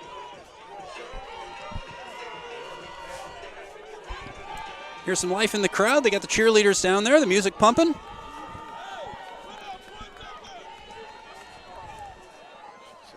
.2:11 remaining on this clock. St. Mary's with a little life. Yep. That is the 6th possession for them in the half. Results in a 35-yard field goal by Patrick McDaniel. And here's the kickoff by McDaniel. It's going to be fielded by Darian Jones at the 6. Goes right down Broadway. A little bit of contact. Still spinning is Darian Jones. Full credit to True Schulin for trying to shovel him another 3 yards. He tried to grab him and spin him out of the pile there. And, yes, he did. I thought he was going to get him out of there. In fact, I think had he spun him the other direction, he might have wheeled him out of that. But he kind of spun him where there was still a lot more traffic. So the Cadets will take over at their own 32. I can't see the opponent score. DeSmet and Edwardsville are playing. It's 7. DeSmet's got 7. I can't, on their scoreboard, I can't see what else is going on there. 7th possession of the game for the CBC offense. McGinty back out there at quarterback. He's got backs on either side of him. A little tighter formation from the Cadets. Tight end on the right side as well. There's going to be a handoff underneath. Caden Shea. And a gain of 10. And plus, he's still going. This is Caden Shea. Still going inside the 10. He's inside the 5. Brought down at the 4. Caden Shea, the junior, 5'9", 175 running back. And he gets CBC inside the 5. And he is, he's very much a north-south runner. Gets the ball, goes, does what he needs to do. Clock is running. Well, the referee wants the clock to run. It's not running on the board. There it is. Now it is. The guy with the box on the far side of the field is just moving at his own pace. You see the white hat waving for play to continue long before he was set. 1:35 in this first half. Cadets first and goal at the 5. Actually, just inside the 5. I think that's the 4, we'll call it. McGinty. He's got Shea and Landon Newman. Yep, Shea's going to get in the end zone on that one. Yep. And that drive was the Caden Shea drive. I was going to say, you got to let him try to finish it, don't you?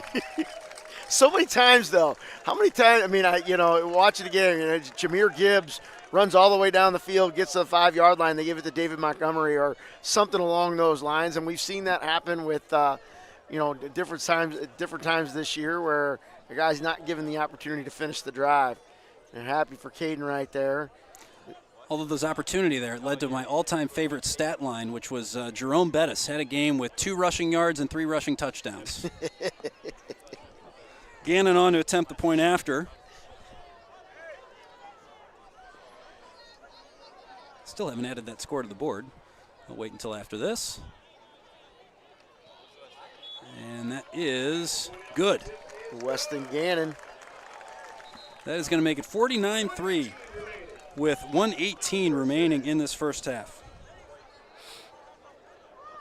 CBC kept it on the ground in that on those last 2 plays. I think you're probably thinking it's like, all right, we got a 42-3 lead, run the ball, get to halftime, and Caden Shea's like, no, I think I'm going to break a big one, and you're going to give it to me again.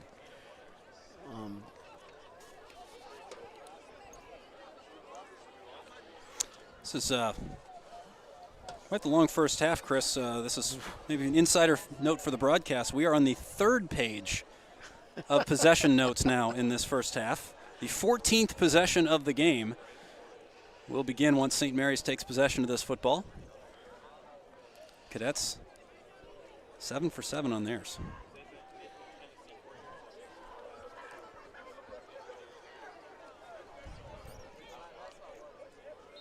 CBC missing Jaleel Walker and Caleb Pete on this coverage team. Both got hurt in the JV game earlier this week. But those guys have been strong cover guys all year for the Cadets. Doss with the kick. That'll be fielded at the 9 by Harris. Again, looks for his spot, and he's going to get all the way out to the 30. So that's where St. Mary's will start. An early season special teams player, Josiah Wimbush, has been injured. He was big on a lot of the coverage units early in the season. Just looking down there to see Corday Gage sitting. Doesn't look to be in discomfort. He's just sitting on the bench. Nah, he's sitting there. You got Courtney, and you look at Courtney and Vic Williams, Corday Gage, Isaiah Thomas, and I think that's Tyler Hawthorne. I mean, they're all kind of sitting there, receivers and running backs talking with their coaches and stuff. So 1st and 10, and that will be a gain of 4 or 5 for Kingston Miles. Clock is still running, now below a minute here in the second quarter. St. Mary's just got on the board at their last possession, 35-yard field goal. Looking to add something to it here. Barring timeouts, incomplete passes, may only have a couple more attempts to do it. Smith claps. Gets some motion from CBC, and it's enough to bring across George Sanders. Yeah, George jumped off sides right there. That'll give them a first down. And it stops the clock. That will not make Coach Vic Northern very happy with his young defensive lineman.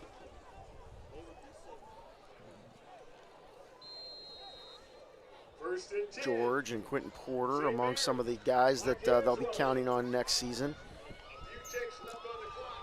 Clock under 30 seconds now.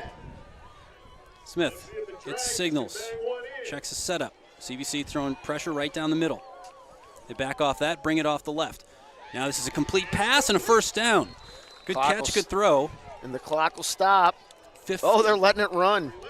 They are letting the clock run. The clock would typically stop on a first down. Actually, I think the referee wants it stopped. It's running on the board. Now he says run the clock. It was running the whole time. He's going to be surprised when this buzzer goes. And Smith rolls to his left. Mistake. Oh, out of bounds. and that's the half. But that is a mismanagement by the clock operator. First down, the clock stops until the ball is spotted and the box is in place, and then the clock should have ran. So first half comes to a close. Score 49-3. The Cadets have a solid advantage in this one. This has been CBC Football and Cadet Student Network. You might be watching on Matrix Midwest as well. We are glad to have you. Again, 49-3 is the score. 14 possessions for each team in the first half. Cadets 7 for 7 with touchdowns, getting absolutely everything they can out of this game. They forced 2 turnovers as well. The only points for St. Mary's on their 7 possessions was that field goal by McDaniel on their second to last drive of the half. They have reset the clock for about 15 minutes, and we will take a break here. We will come back a little bit before the second half, get you all set for the action. You are watching the Cadet Student Network.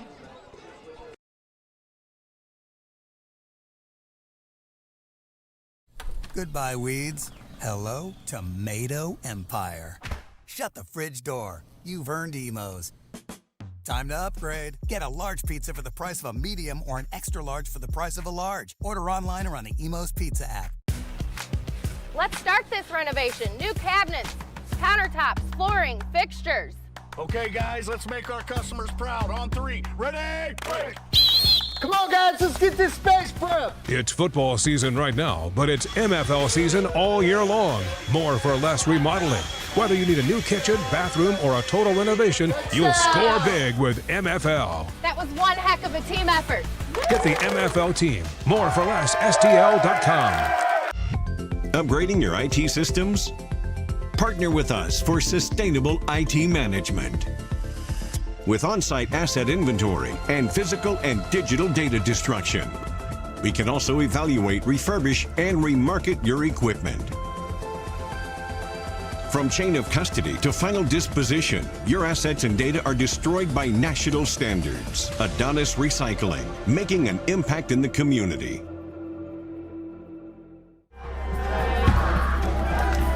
What makes a fan? We're fans.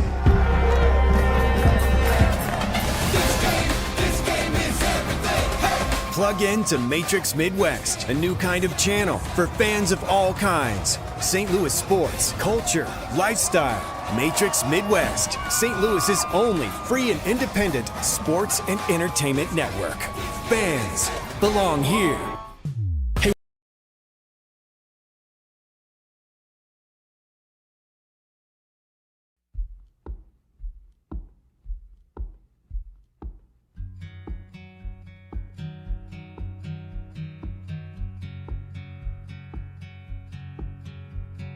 Men for tomorrow, brothers for life. We say it often, and we take great pride in our commitment to this motto. That commitment has become a part of who we are at CBC.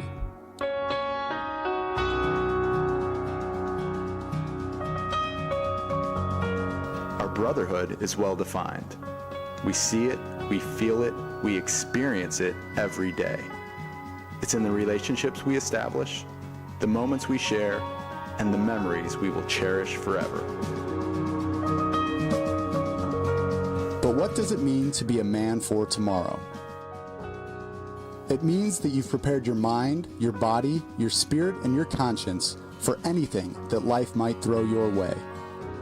Your experiences at CBC should push you, challenge you, and inspire you to make the world a better place.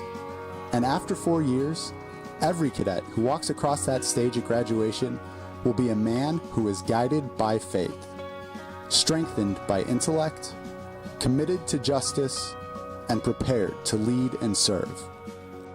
I am a difference maker. Oh, I am only one who speaks to him. And I am the friendliest of friends of God. I am a difference maker. Oh, I am only one who speaks to him. And I am the friendliest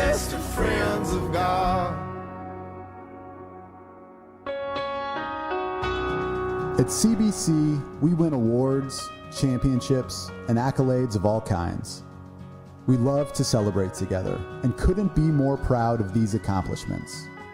But ultimately, our purpose is much greater.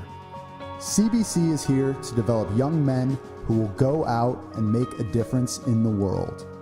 That's a man for tomorrow. A CBC high school education is about a transformation from boys to men. It is about the formation of a brotherhood that will stand the test of time. It is about service and discovery. It is about coming to understand the world around us and the people that live in it, and ourselves through real life experiences.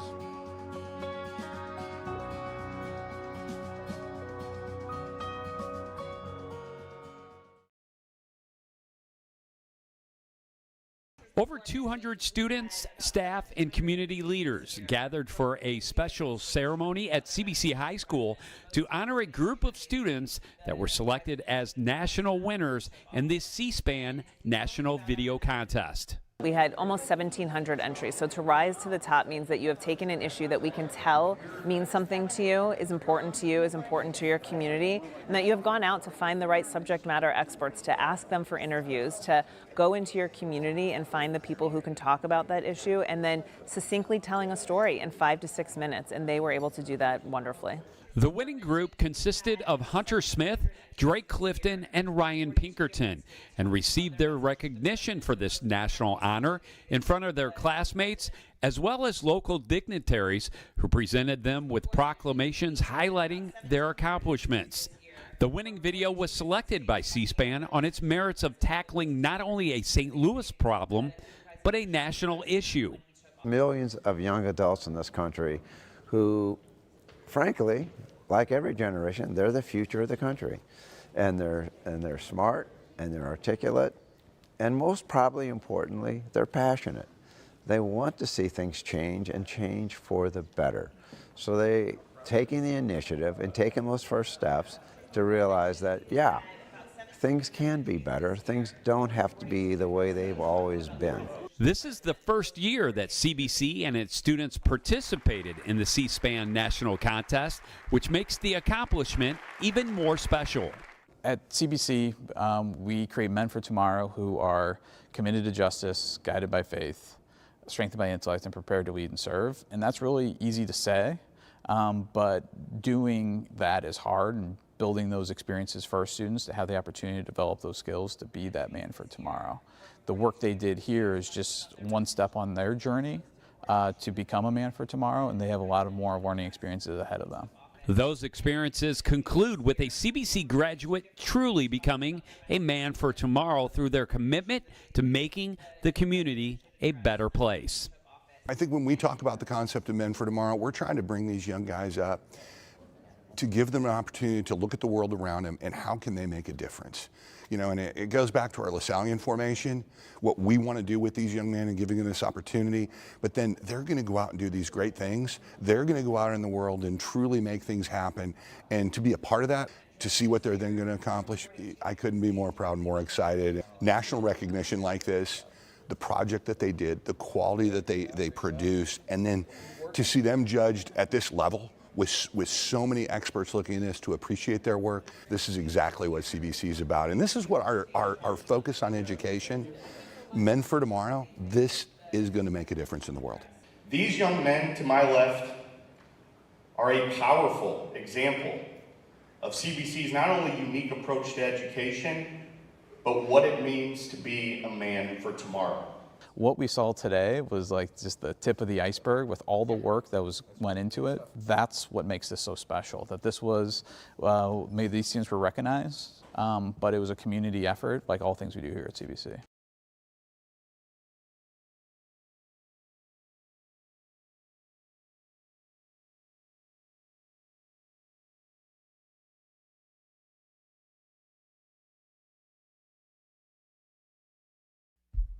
I've been here at CBC for 2 years, and what I'm seeing in the classroom on a daily basis continues to amaze and inspire me every single day.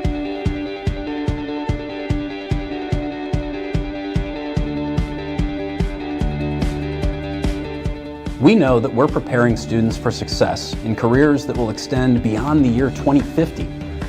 We can't keep teaching them like it's 1950. That just doesn't work. Education is no longer teacher-driven with things like worksheets and lectures, but instead student-driven, where teachers provide students with hands-on learning experiences. For example, our students aren't just memorizing the definition of entrepreneurship. They're interacting with entrepreneurs.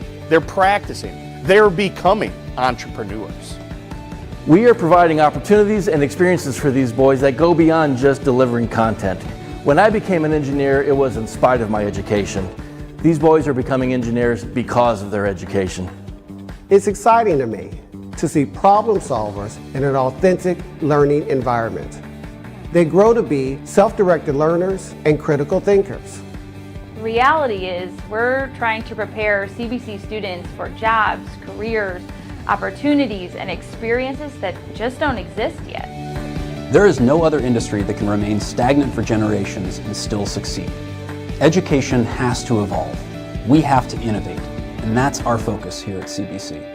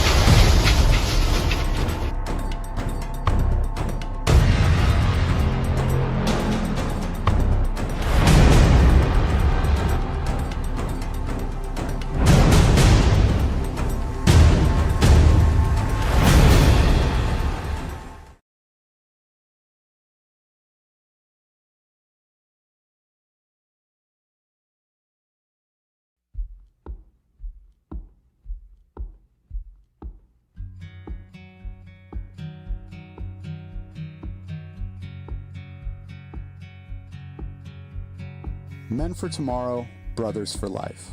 We say it often, and we take great pride in our commitment to this motto. That commitment has become a part of who we are at CBC.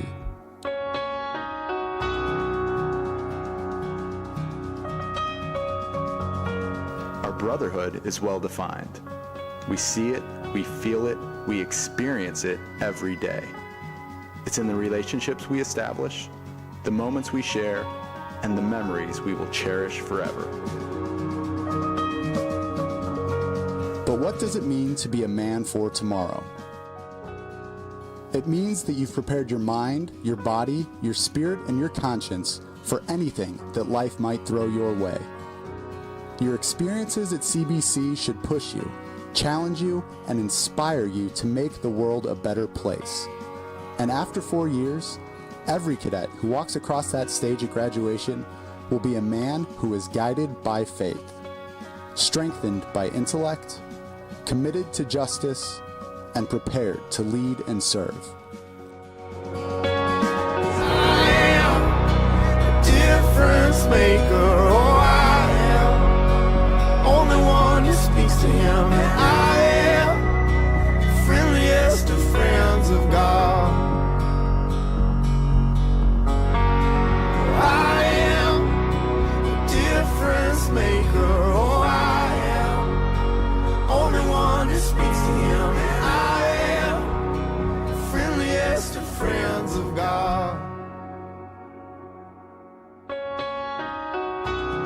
At CBC, we win awards, championships, and accolades of all kinds. We love to celebrate together and couldn't be more proud of these accomplishments. But ultimately, our purpose is much greater. CBC is here to develop young men who will go out and make a difference in the world. That's a man for tomorrow. A CBC high school education is about a transformation from boys to men. is about the formation of a brotherhood that will stand the test of time. It is about service and discovery. It is about coming to understand the world around us and the people that live in it, and ourselves through real life experiences.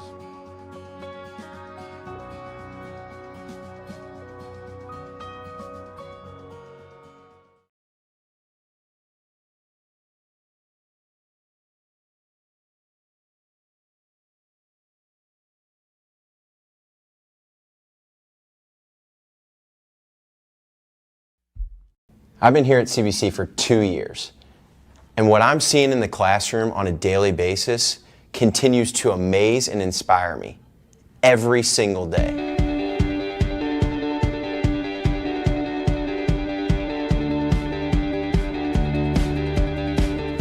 We know that we're preparing students for success in careers that will extend beyond the year 2050.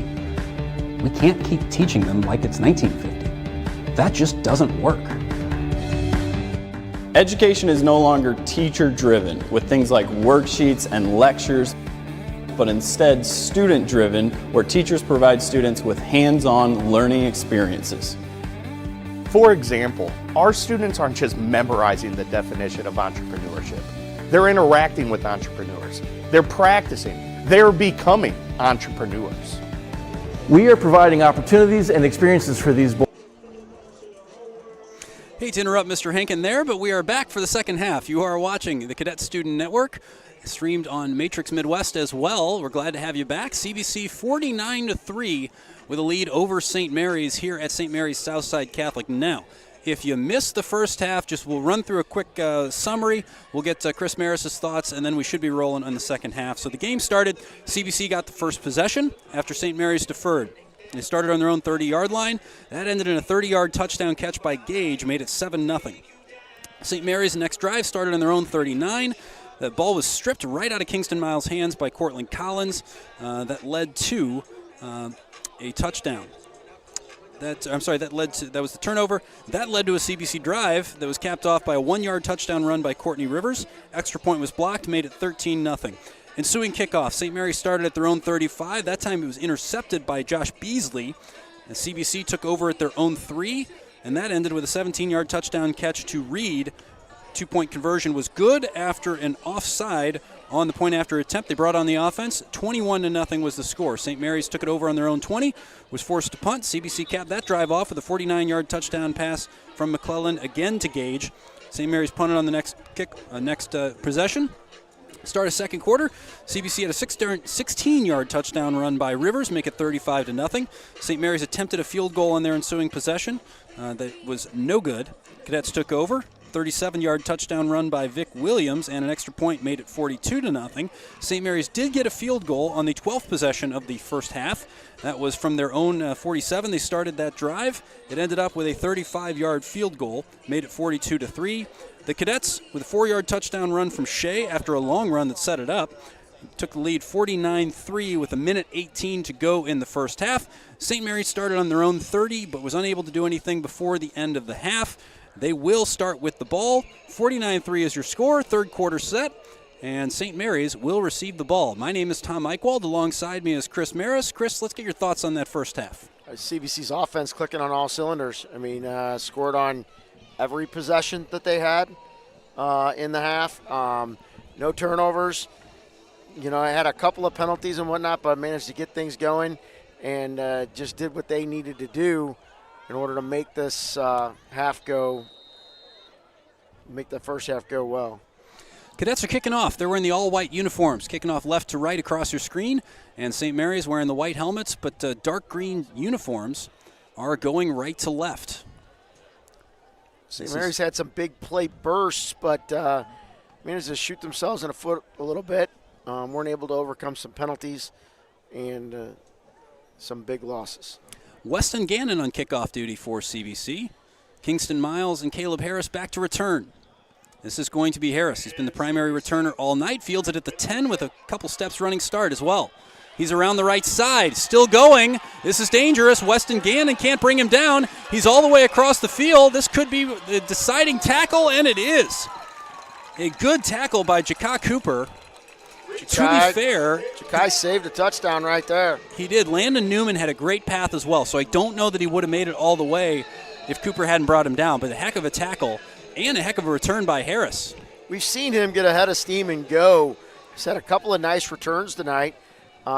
St. Mary's doesn't have a whole lot to show for the return game right there. We'll see whether they get going here as I'm looking out there for CBC, and not a ton of subs yet. Few in the defensive backfield, one on the defensive line, but linebackers are pretty much your primary guys. St. Mary's will start the second half at the CBC 28-yard line. 1st and 10, 11:20 on the clock. We will have a running clock here in the second half. 35-point spread is the rule. That is going to be overcooked. Could have been intercepted. It looked close to to getting intercepted. I'm surprised one of those guys didn't lay out for it. It's Franklin and Beasley. Would have been toward the back of their own end zone. Clock now below 11 minutes. On a night that is turning a little chilly, but again, no wind either way, so it doesn't really matter which way you are going as far as the kicking and throwing game goes. Yeah, you put the coat on late at halftime. Wait until halftime to put the coat on. Yeah, if it's going to make a difference, you want to wait as long as possible. But the coat is firmly on, hands in pockets. A little chilly here, but it's football weather. It had to get cold sometime, Chris. Eventually. His handoff to Miles on 2nd and 10. He's going to pick up 4. It'll set up 3rd and they gave him about 5, so let's say 3rd and 5. Well, I think you're looking more like 3rd and 7 based on where they spotted on the far side. It was hard to figure out where they were going to spot the ball with the all standing over the ball, where the ball was being spotted. But thought they'd give him a few more, but it's 3rd and long. So, but this has got to be 2-down territory for them, inside CBC territory, inside the 30-yard line. Yeah, nothing to lose. Smith. We've got a man in motion. That's Harris. I think they were really just trying to get a look at what CBC was going to do if they were going to bring a man across. Well, and I think they're trying to figure out what coverage CBC's in as they switched up. Oh, that's a loose ball. Smith back, and wisely just falls. He's helped up by Quinn Porter. And miscue, this is going to be 4th and very long. Here you might think about punting it and trying to pin him. So this is going to be 4th and 20. Quarterback's going to get the signal from the sideline, and I think that we're going to see them go for this. You got to wonder whether their special teams are sophisticated enough from this spot on the field in order to try to pin a punt deep. But you could take a delay a game here, back up another 5 yards, and give yourself a little more room for something like that if that's what you wanted to do, is play field position. So this is a 4th and 20 from the CBC 37. And it's a high snap. Smith brings it down. He's going to go down, and that'll be a turnover on downs. Couple of hot snaps for Smith that he just could not handle cleanly. And that's going to turn the ball over and give it back to the Cadets as the clock continues to run, under 8:30 to go here in quarter number 3. So they're going to spot this at CBC's 48. So we'll call that drive starting at their own 48-yard line. So we're going to see a little bit of a new offensive line. It looks like senior Bryce Jones going to center. He's normally playing, it looks like he's going to be at tackle. He was taking snaps earlier, so I thought he might be going there. Johnny Picarella's out there, I believe, and Julian Anderson. Snap taken, handoff underneath, and that's going to be about a 2-yard gain for Landon Newman. And I think Dalen Austin Harvey in at quarterback for the Cadets. Number 19, I think it is. That is correct, sophomore quarterback. These guys played, I think they played their last game Monday and lost an overtime thriller to Jackson. First loss for JV coach Tony Kasiolek in like 33. That's not official, but he had a run of a bunch of games in a row there, and Julian Anderson is a little frustrated. I think he may have jumped That's a false start against CBC, so that'll back them up. We'll make it 2nd and 13. Clock is continuing to run. 6:50 remaining in this third quarter.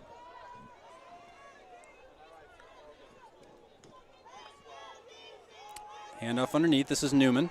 He's going to the right. Gets around the edge. Good tackle made. Nice open field hit there from number 12, Demarion Smith. That'll make it 3rd and 7 for the Cadets. The center, Gavin Hurlbutt, couldn't quite get to the guy that got Newman.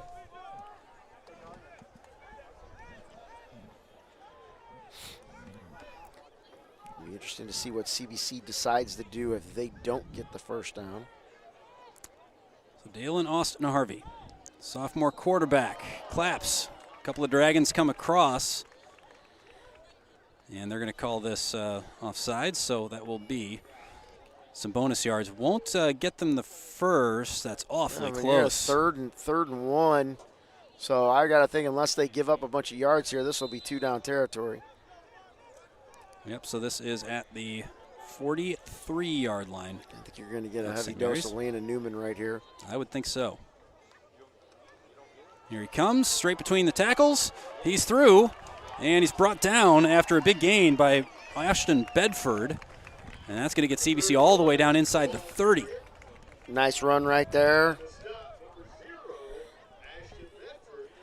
by Landon Newman. That's a couple of nice runs for him. Caden Shea had another one earlier as non-primary starters, but these are guys that are looking to make a name for themselves going into next year, as they're both juniors.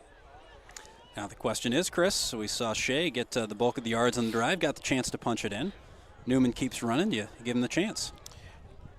1st and 10. Ball snap from the 30. This is intercepted. This is picked off, and this could be dangerous. Great backtracking, but they're not going to catch him. That's a touchdown. Ricky McCaw with the interception return. That is a 70-plus yard interception return. Yeah, Dalen Austin Harvey left that ball a little too far inside. And the defensive back, McCaw, for St. Mary's managed to hawk underneath that.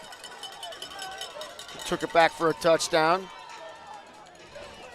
So great learning experience for Dalen right there, though. I mean, he'll be able to go back and look at that film and be able to see, different things and be able to learn from that, as he'll be in the hunt for the quarterback job next year.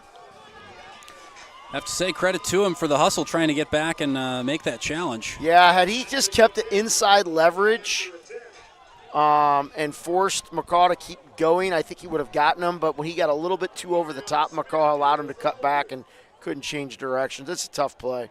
Well, and also one of those little situational things you're learning as a younger player and just the nuances of that kind of thing. And we get flags again on the extra point attempt. The clock is stopped after the score at 4:29. Scoring plays is one of the few situations it does. They did not stop. Normally change of possession is one of the times they stop the clock. And they did not, on the 4th down play, they did not stop the clock at change of possession. I'm not too terribly disappointed by that. Looks like a false start by St. Mary's. I saw the gloves go on, Chris, as well. Yeah, it's that time of year. I mean, we've had some warm ones over the course of this season, so Extra point is blocked by Jameer Sims.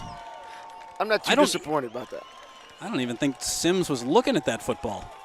He got through. I think he thought the ball was away, and it just hit him.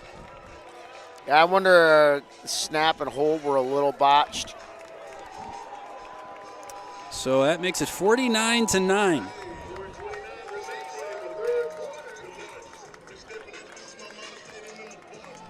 CBC holds a 40-point lead here. And we are just under 4.5 minutes left to go in the third quarter.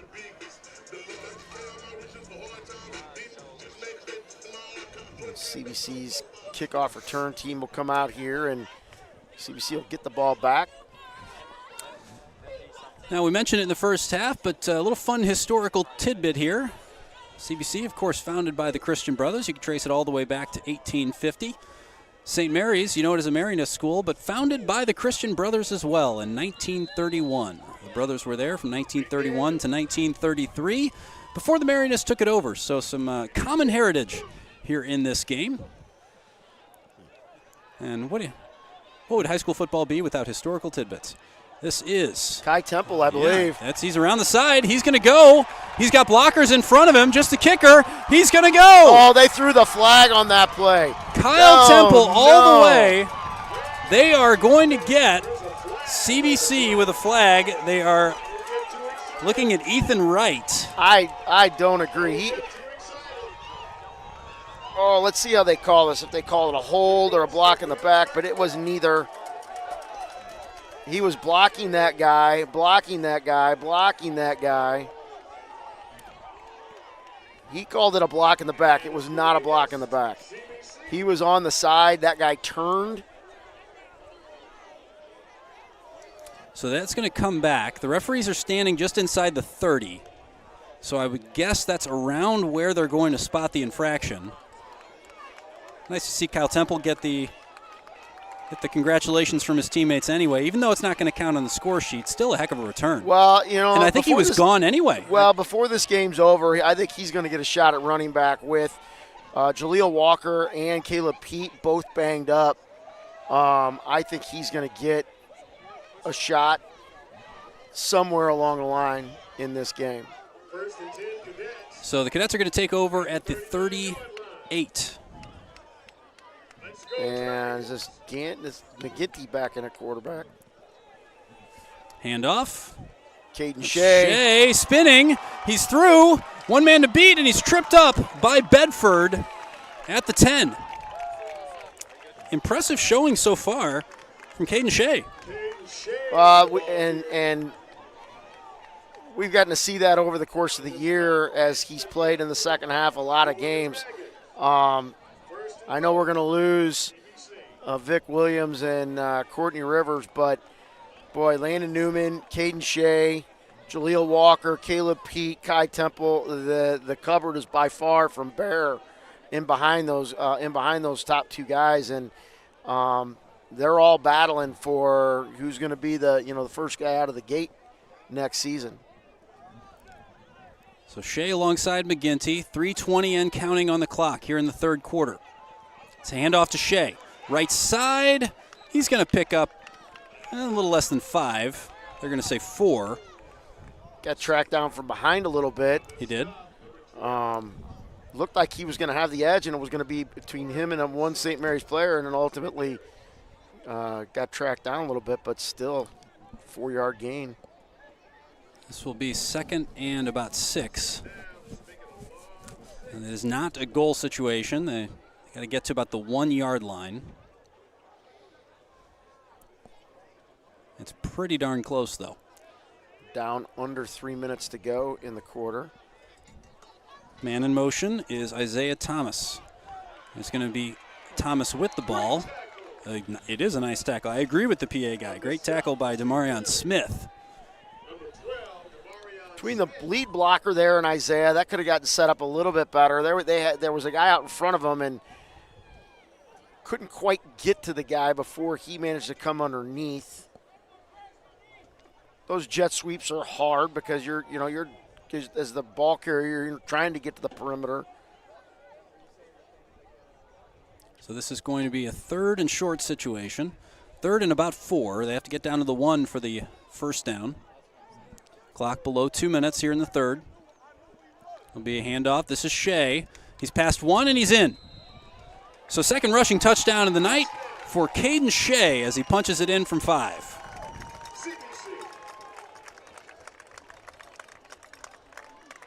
And I'm looking on the sideline. Corday Gage seems like he's walking okay. He's got his helmet off. Trying to see if he still doesn't have the ice on his knee anymore. Seems to be walking pretty normal, so hopefully nothing serious with him. Hopefully just a precautionary break. Yeah, he does have his shoulder pads off with jersey on, so. Gannon on to attempt. No, that's not Gannon. That's Dawes. That's Nick Dawes. And that's good. Or Max Dawes. I said Nick. Another time, though, right there where the St. Mary's player is getting spilled right at the feet of the kicker. And, yeah, maybe they're getting blocked in, but you get snapped down, ball spotted, kick away. You know as a guy rushing, as you come off the edge, whether you got a shot at getting there or not. So you just need to be a little careful late in this game on any sort of extracurricular stuff where somebody could end up banged up. Speaking of careful, if you are looking to be protected by quality insurance, you want to reach out to Tim Kylo of State Farm. He's our presenting sponsor. We are so grateful for his support. A CBC alum as well, great friend to us here at CSN. You can call him 314-842-4442 or send him an email, tim@timkylo, that's KILO.com. He can help you insure anything insurable, and he would love to help you save money just as he has for many of us here at CBC. So thank you, Tim Kylo, for all of your support. Ball is back in play. That's a good kick. That'll be into the end zone, no return. And that was Weston Gannon right there. That was a nice boot. Yes, it was. St. Mary's will take over.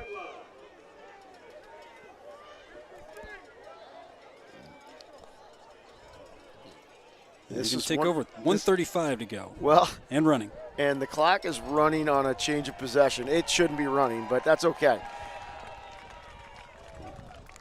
I haven't seen a protest. No. And CBC has got a lot of fresh bodies in there. It's going to be hard for getting all these numbers. So touchback. They take over at the 20. Handoff underneath for Miles. He's into the second level. Gets to the third as he's brought down a gain of 9. Clock below a minute now. May only see 1 or 2 more plays here in this third quarter before we go to the fourth. In a game that really was all about CBC going 7 for 7 in the first half. 7 possessions, 7 touchdowns. Jaden Britt in an inside linebacker. He might be out there, I think, maybe with Cole Rivers. I can't see for sure. This is 2nd and 1. And near side, Frazier. Jukes, and he'll be hauled out of bounds after a gain of about 7. It's enough for the first down. It'll move the chains. That will probably be the last play of the third quarter, though. Miles Rogers in coverage right there for the Cadets. And Southside in no rush to run a play, so that will do it for the third quarter of play. We will switch ends. You are watching the Cadet Student Network, CBC against St. Mary's Southside Catholic High School. Tom Eichwald and Chris Maris bringing you this one. I want to thank Randy Gardner, all the students who made this broadcast possible tonight. We got a crew here shooting some camera, bringing you the production. So I want to thank all of them. And we want to thank Athletic Republic, Charlie McDaniel, CBC class of 96. Would love to help you get in shape. So if you are looking to maybe get back in shape, or you got a son or daughter looking to get ready for a spring sports season, want to reach out to Charlie. Here's his phone number, 314-432-6103. Charlie McDaniel, 314-432-6103. You can also check him out online at athleticrepublicstl.com. Again, Charlie McDaniel and Athletic Republic. Thank you, Charlie, for all of your support. We could not do this without you.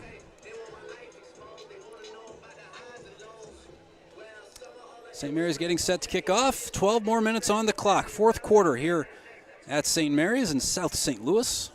Freshman Marcus Parr out there, Larry Hopkins, Quentin Porter, I think George Sanders might be out there.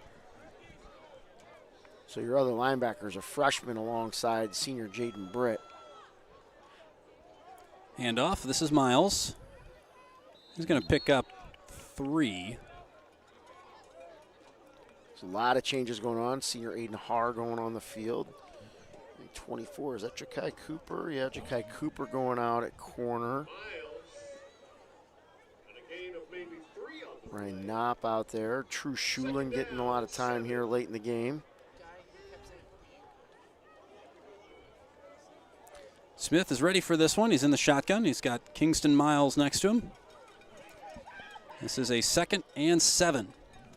Clock at 11:23. That's a first down. It'll move the chains, still moving. Harris hauled out of bounds inside the CBC 35. Great hustle by inside linebacker Marcus Parr right there after the missed tackle.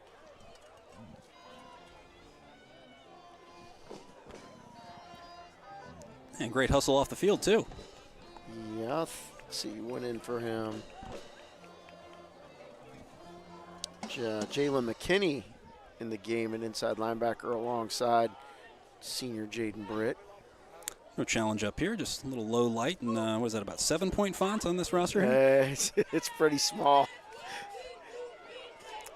Here comes Miles to the sideline, and he will be forced out. Keegan Franklin. Yes, it was Franklin who had There's a flag right here, so they're getting a hold. Number 6. That's Harris. So this one's going to come back. Clock at 10.5. The clock is stopped. Penalty. It's On the what penalty. It should stop on a penalty.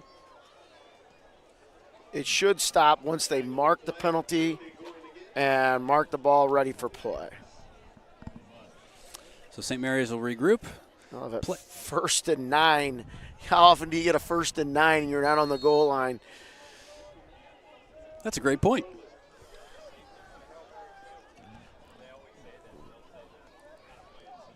You know, Chris, I wonder if you did some stats research on the frequency of certain down and distance situations in football. Not counting like, every once in a while you get the 3rd and 47 or whatever because of penalties.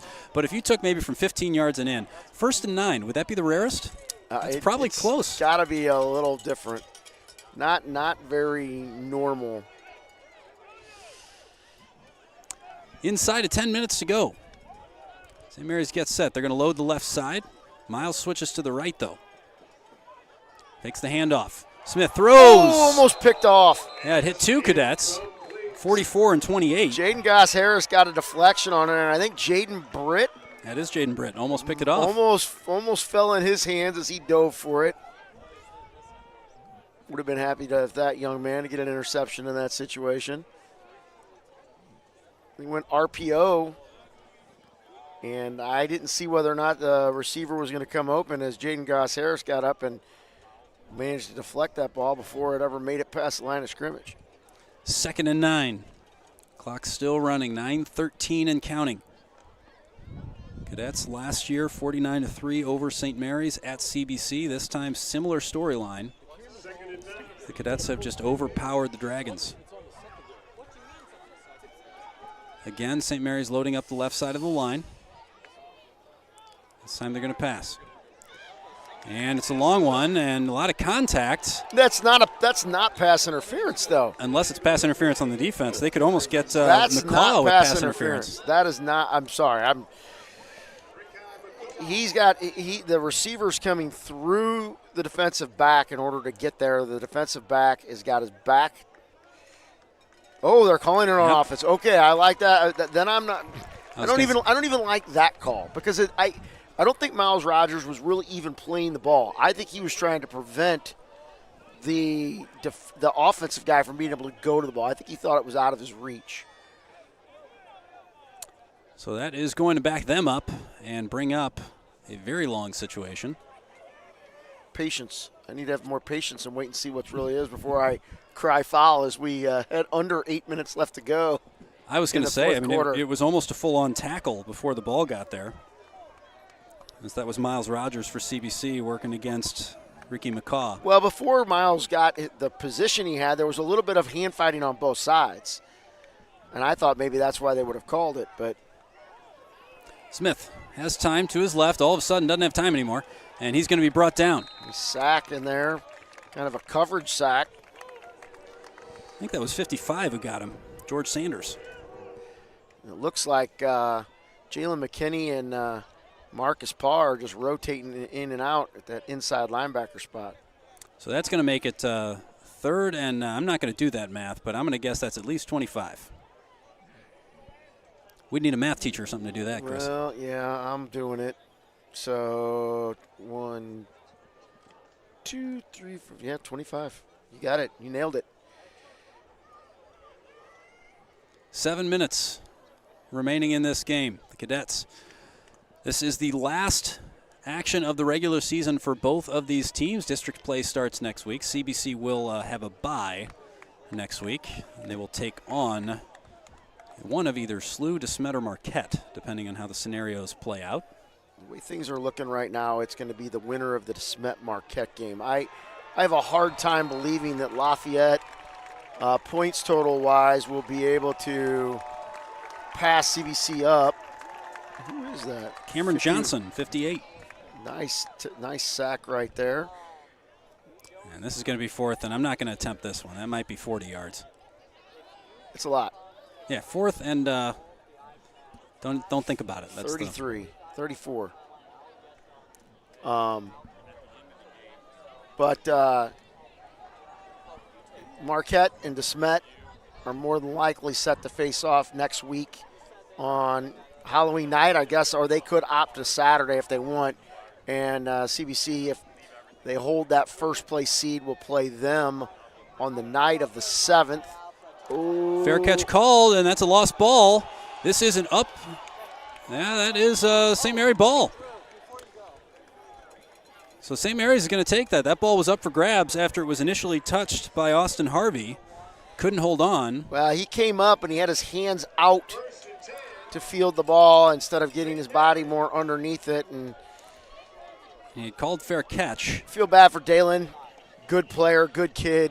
Maybe licking his wounds a little bit on the interception on that play right there. And, you know, he's trying to make a play there late in the game. We crawling under 5 minutes right here. Again, the clock is running due to point differential. Inside of 5 minutes remaining here. Starter's still in there for St. Mary. Smith is going to take the snap. We got flags flying in. That'll be a false start, and they're letting the clock go on this one. Yep, clock's still running. That's against St. Mary's, so they'll back up. The officials aren't paying much attention to the clock right now either, so. So that's going to set up a 1st and 15 situation for the Dragons. Say, job done for the Cadets tonight. They came in wanting to keep their momentum going. Defense has been strong the last couple of weeks. You get that big topsy-turvy thriller win down in Georgia.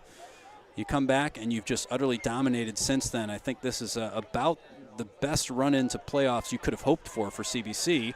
As Smith is under pressure. He had a play. I mean, yes, he did. Receiver just dropped the ball. But, just through Harris's hands. But to go back to the point, getting ready for postseason play, obviously you gain confidence from games where you've been in complete control. But if you have only those games, then you don't know how to react in those close games. But you did that in Georgia. You were in the mix. You felt the pressure. You were able to handle that. Then you come back, and then you dominate and build confidence, knowing that if you're in a close game, you've been there, you've done it. I think this has to be a great run-in for CBC. I think they're in a great spot.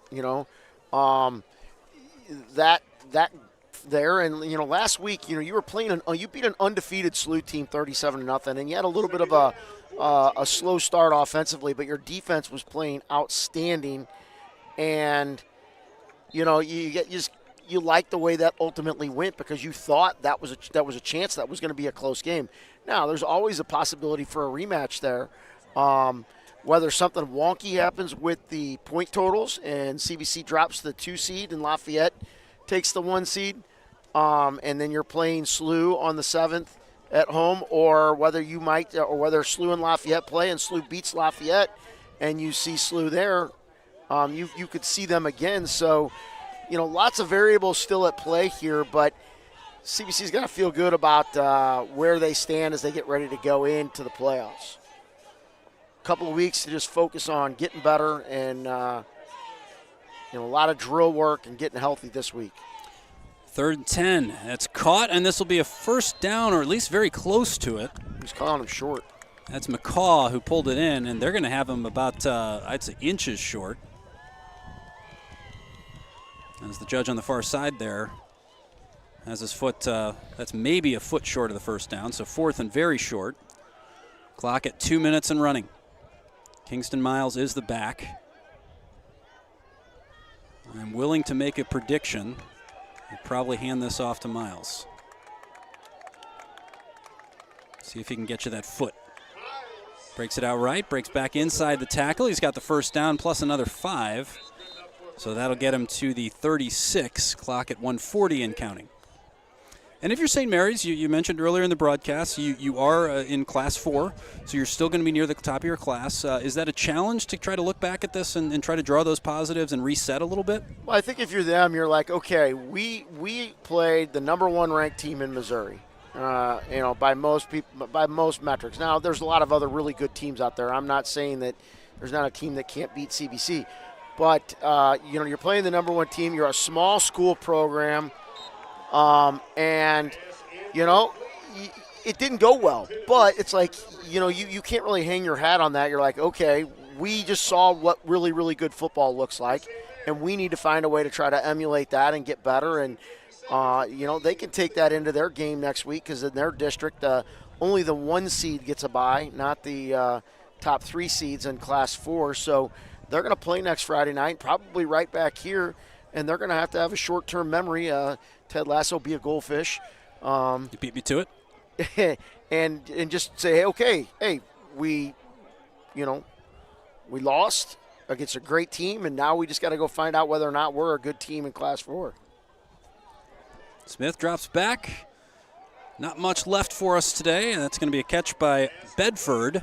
It'll move the chains, and we get a stoppage here. St. Mary's calls one of their timeouts.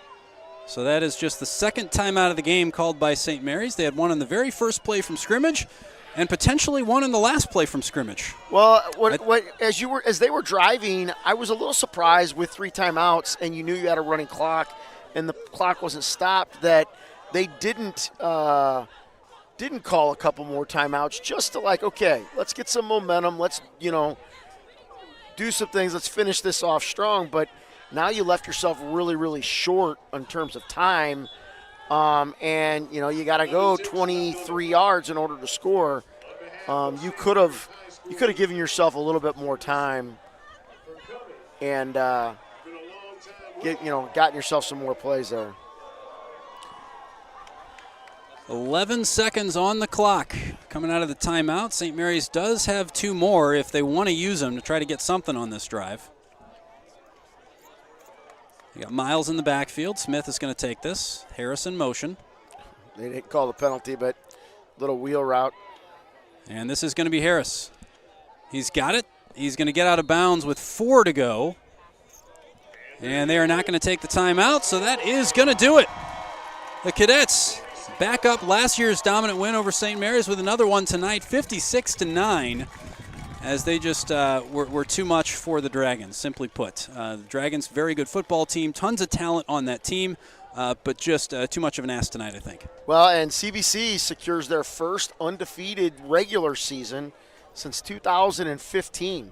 Only the 5th time in Coach Pingle's tenure, and that's more of a testament to the fact that they've played so many out-of-town power programs.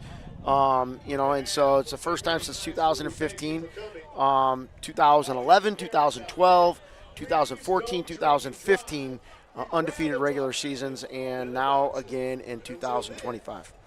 That was Chris Maris. My name is Tom Eichwald. Thank you so much for joining us tonight. The Cadets come away the victors by a score of 56-9, and they are poised for playoff action. There will be no Cadet football next week, as they have earned the bye, but coming back on November 7th, there will be playoff football. So something to look forward to. We want to thank you for joining us. It's been a pleasure to bring you this one on CSN and also on Matrix Midwest. Thank you so much for joining us. We'll see you again soon.